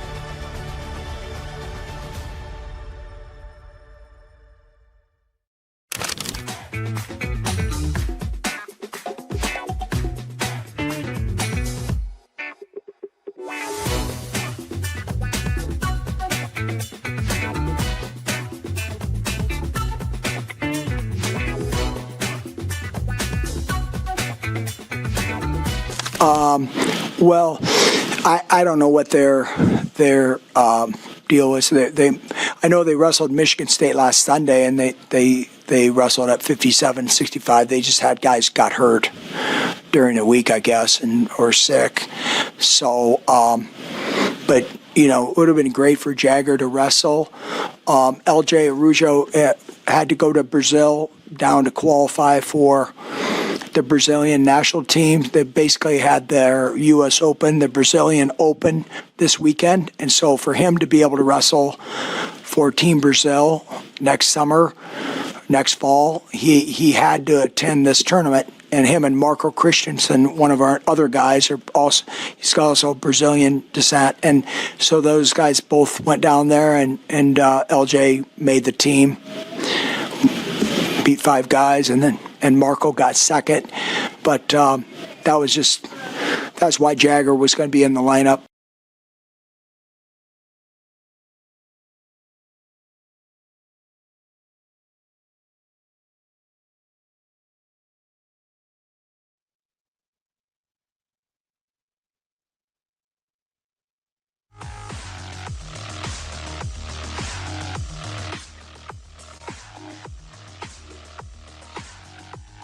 You're listening to Hurrdat Sports Live. Defensively, they force you to play in the middle third of the court. You get that ball down by the block, the wing, and below. They just don't let you get to the middle. And if you do go that way, you have to be decisive. You have to have some game to you, and you got to know what you're doing and being fundamentally sound. But they really prey on your lack of discipline. Welcome back, Hurrdat Sports Live. That's DBM Ravi Lulla. We are efforting Brian NEUBERT from blackandgold.com. It's possible, DB, he might not have slept well. A lot of people go through that. I know you experienced that. That's why I take some of the You need to watch more television. No, you need to take some Sermorelin. It helps you sleep a little bit. It helps you recover while you sleep. That Sarah Moylan that you like so much. And I get it at Next Gen Male Medical. My guys over there take good care of me. Whether I know it's males in the name, but male or female, they've got you covered. People don't realize females have some hormonal disruptions too. You got to go there, get it sorted out. They can help you. It's not just about one thing or another. They care about the total health of their patients. Make sure you go see them, nextgenmmc.com. Look at all their products, services, and schedule an appointment. Going to try and still get Brian here if we are able to. How are we doing, Shane? That good, huh? Good talk.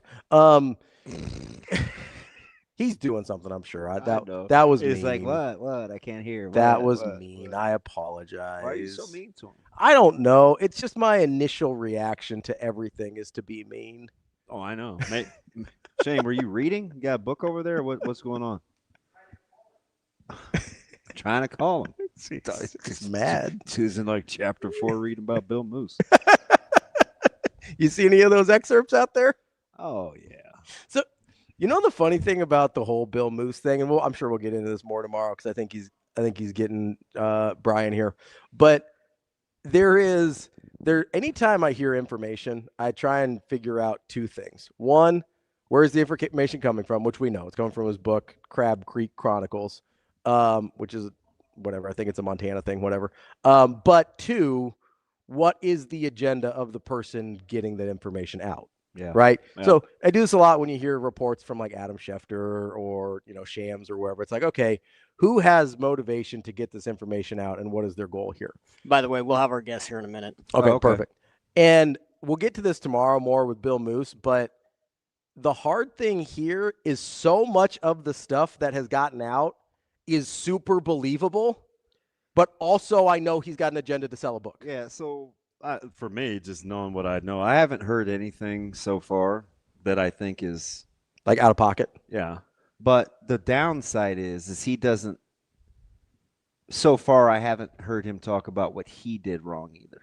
Sure. So that it all can be true. And yeah, probably need to take some responsibility also. Yeah. Yeah, no, I totally get that for sure. Like there's nothing that's been outrageous so far. No, all the stuff that I've seen, and the Bounds Green thing, it was such a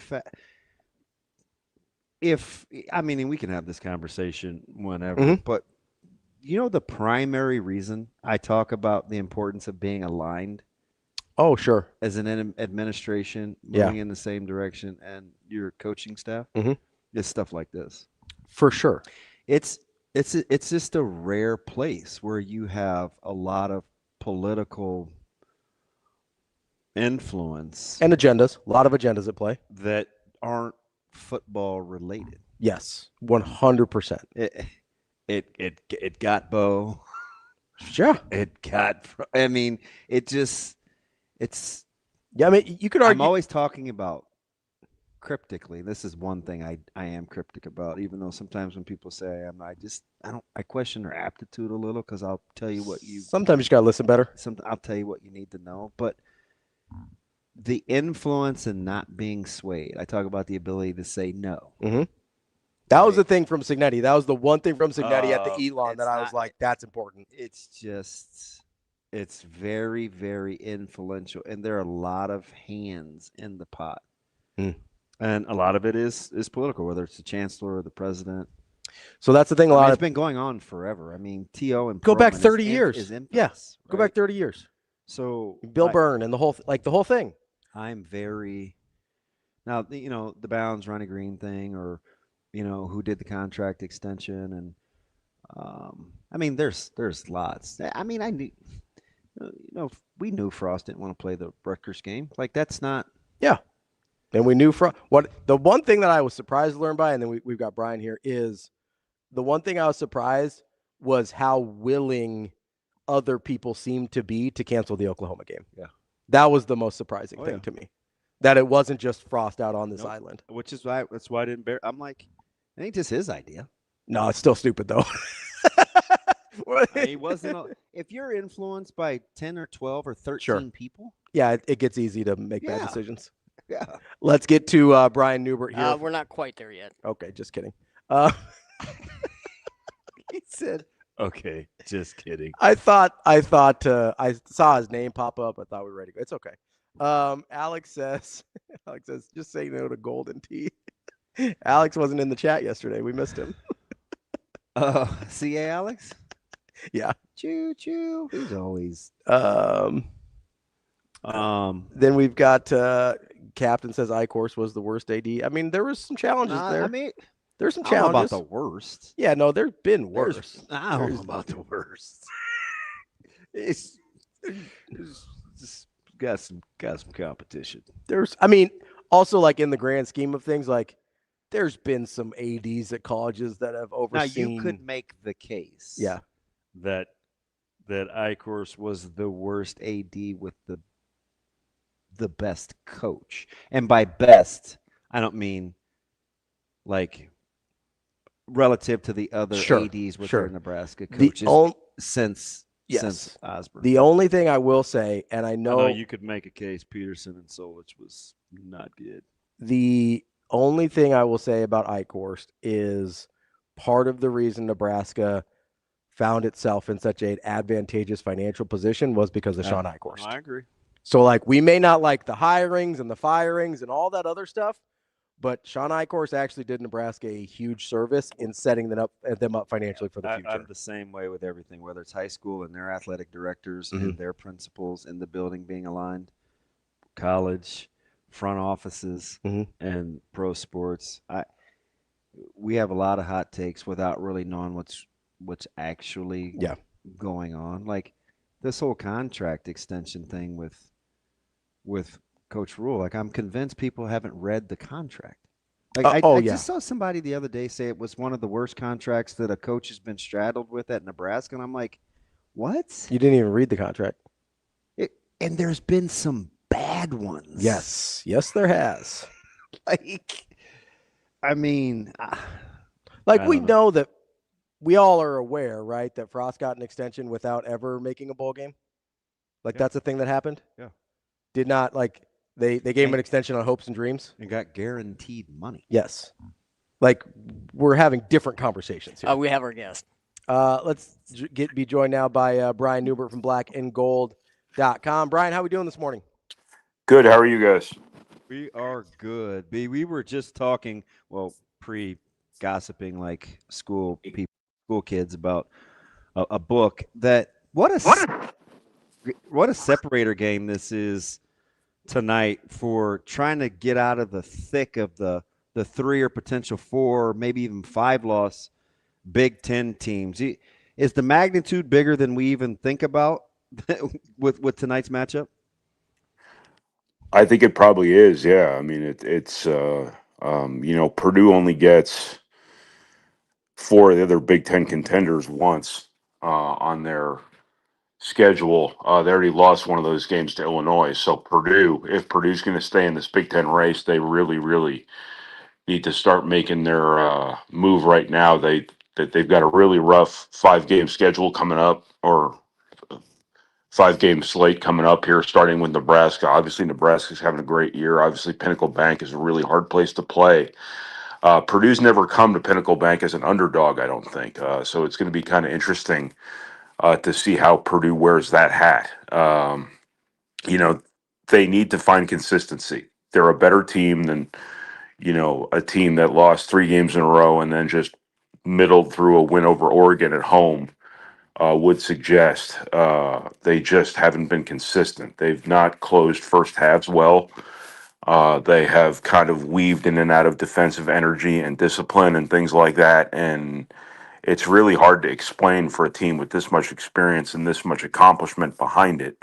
But they've got to make their move now, and they need to play well. Nebraska is going to be a really difficult matchup for them. When you have teams who can shoot from every position on the floor, that is a really, really problematic matchup for Purdue defensively, typically. But Purdue's just got to be good. Purdue's just got to play hard and, play with energy and play together. And for some reason, that's not really translating consistently right now. But, Nebraska's having an unbelievable year. Their discipline and their skill is just really, really impressive, what Fred Hoiberg's been able to do this year. And they're right there, too. So Nebraska needs their home games if they're going to, keep in this Big Ten race, too. I think some people are going to come back to earth a little bit eventually. I think Michigan's due to lose a game or two. I think maybe Nebraska's in the middle of its midseason plateau a little bit. Iowa tougher, and Michigan State's got to go to Madison. You're right. Yeah. Happen. Yeah, TV's going to backload all these schedules every year, so it's going to be a deal where all the big games are in February, and I guess they start now for everybody. If you're going to give like a super simplistic elixir, if you want to cure what's kind of ailed Purdue a little bit, is it getting TKR going, or probably lawyers shooting with a little bit more consistency? Where would you start if you wanted to get them right tonight? It's on defense. The shooting's going to come and go, but one of Purdue's issues is that when it doesn't make threes, can it still win? You look at the Oregon game; they didn't shoot well, and they had to fight like hell to win that game at the end. The Iowa State game seems like 6 months ago now. They shot really badly and they just folded because they couldn't get stops defensively. When Purdue is good defensively, they're really good. And when they're good defensively, it's because they're on top of things, they're anticipating things, they're playing with a lot of energy. Braden Smith is all over the place.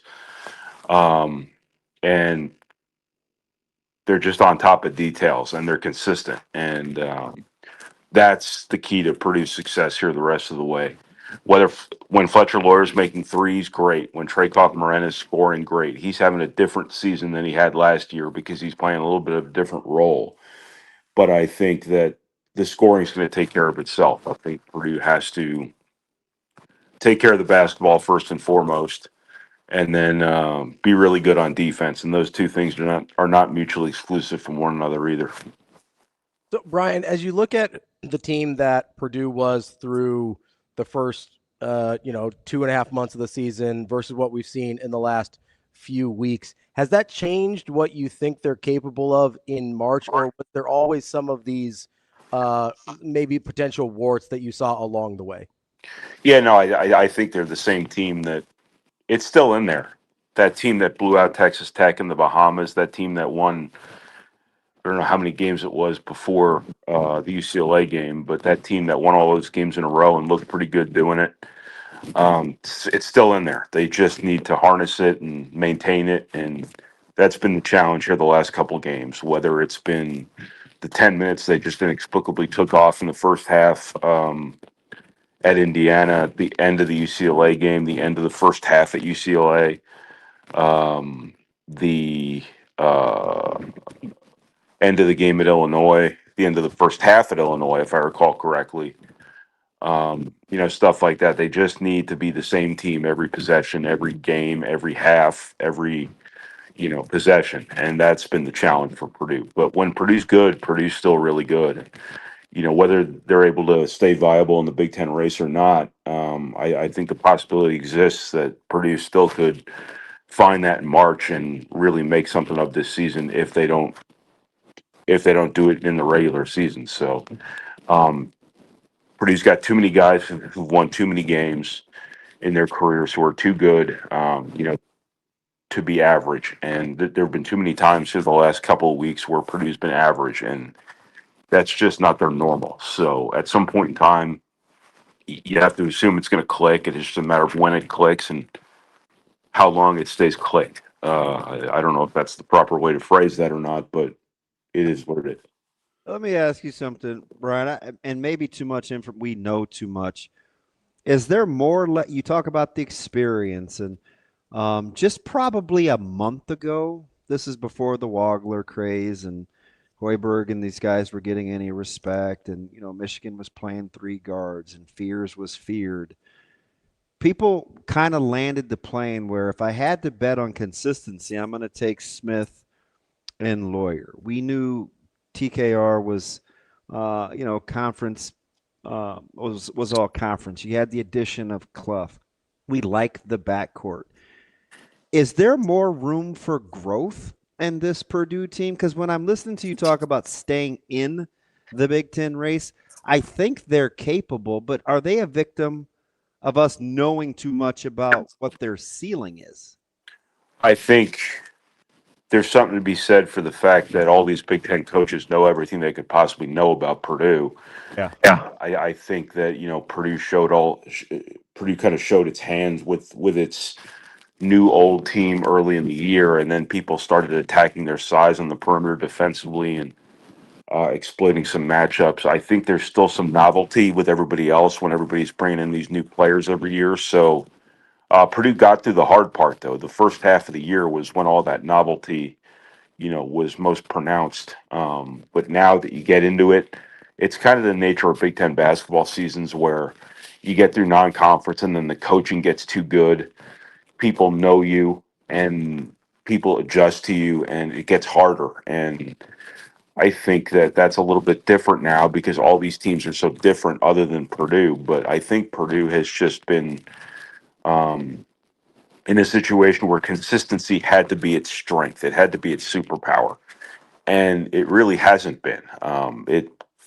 The issues I'm talking about here are issues that shouldn't be brought up with a team with 3-4 guys who've played 1,000 college basketball games together and are some of the best players in the country. But here we are. So I can't explain it. This is a very different time in college basketball. These seasons are really long. The coaching is really good. These guys are de facto celebrities. There's a lot of stuff to balance. Purdue has been a program that's been fortunate enough the last couple of years to have a lot of good players who've had to sacrifice a lot just to win. And that means not getting as many minutes as you might want. Purdue's done a good job in recruiting, stacking quality players. Might mean not getting as many minutes as you want, not getting as many shots as you want. And they've always been able to turn that into a productive situation where guys sacrifice. So there's a lot of stuff Purdue's got to balance here in terms of keeping everybody pointed in the same direction.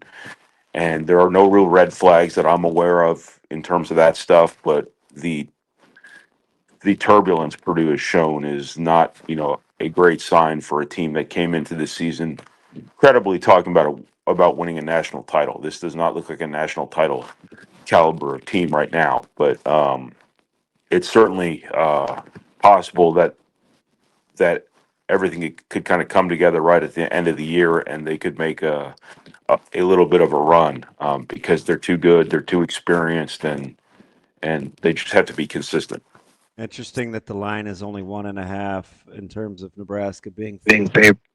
That's and if it does or doesn't, is there an X factor that we're missing? You know, Nebraska fans would talk Jamarcus Lawrence or Kel Jacobson or somebody kind of.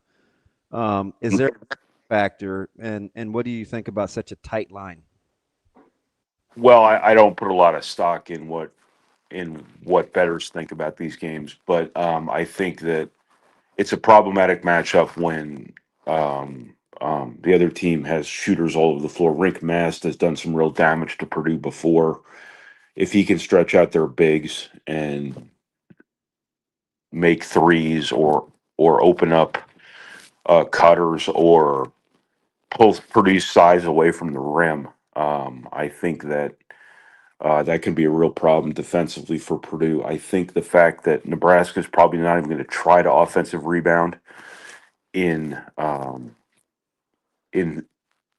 exchange, making sure Purdue stays out of transition, Purdue's decision making, forcing the ball up the floor is probably going to be something where Nebraska's going to lay some traps. And if Braden Smith doesn't make great decisions, or if CJ Cox or Fletcher Lawyer or Jakari Harris, whoever it might be, take the bait and try to force transition that isn't there, they're going to end up taking bad shots or turning the ball over, and then you're playing right into Nebraska's hands. So Purdue's,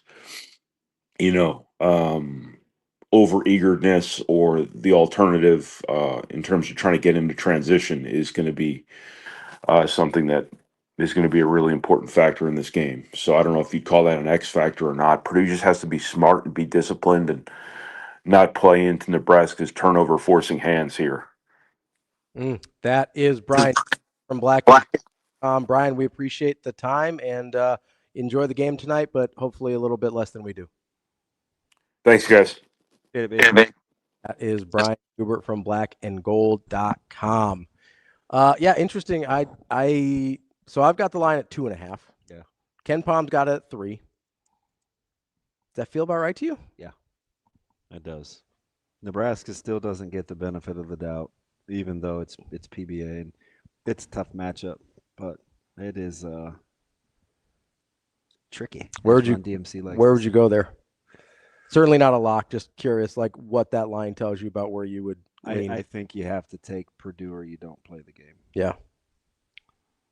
Yeah. That would be what I could look at what I could tell you I think the percentages are, but because that typically can let me know in what is potentially a toss-up game. But they clearly don't think PBA is worth a ton of points to Nebraska.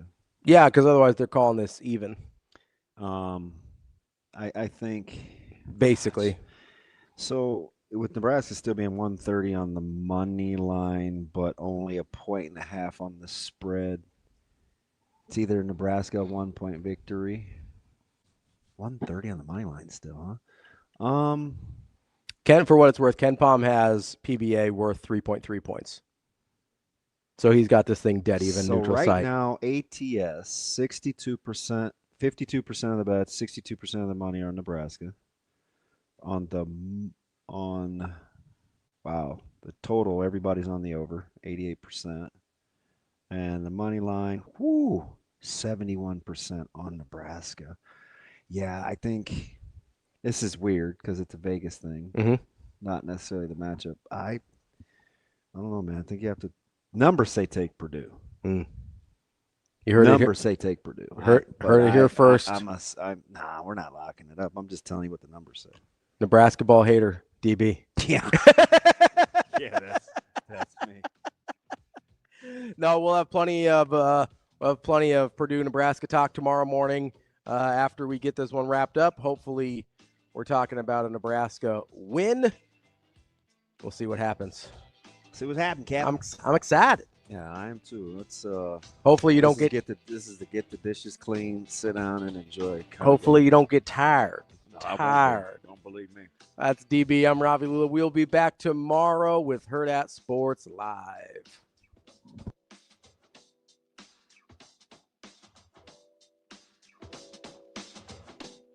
See you. Have a good day. Love you.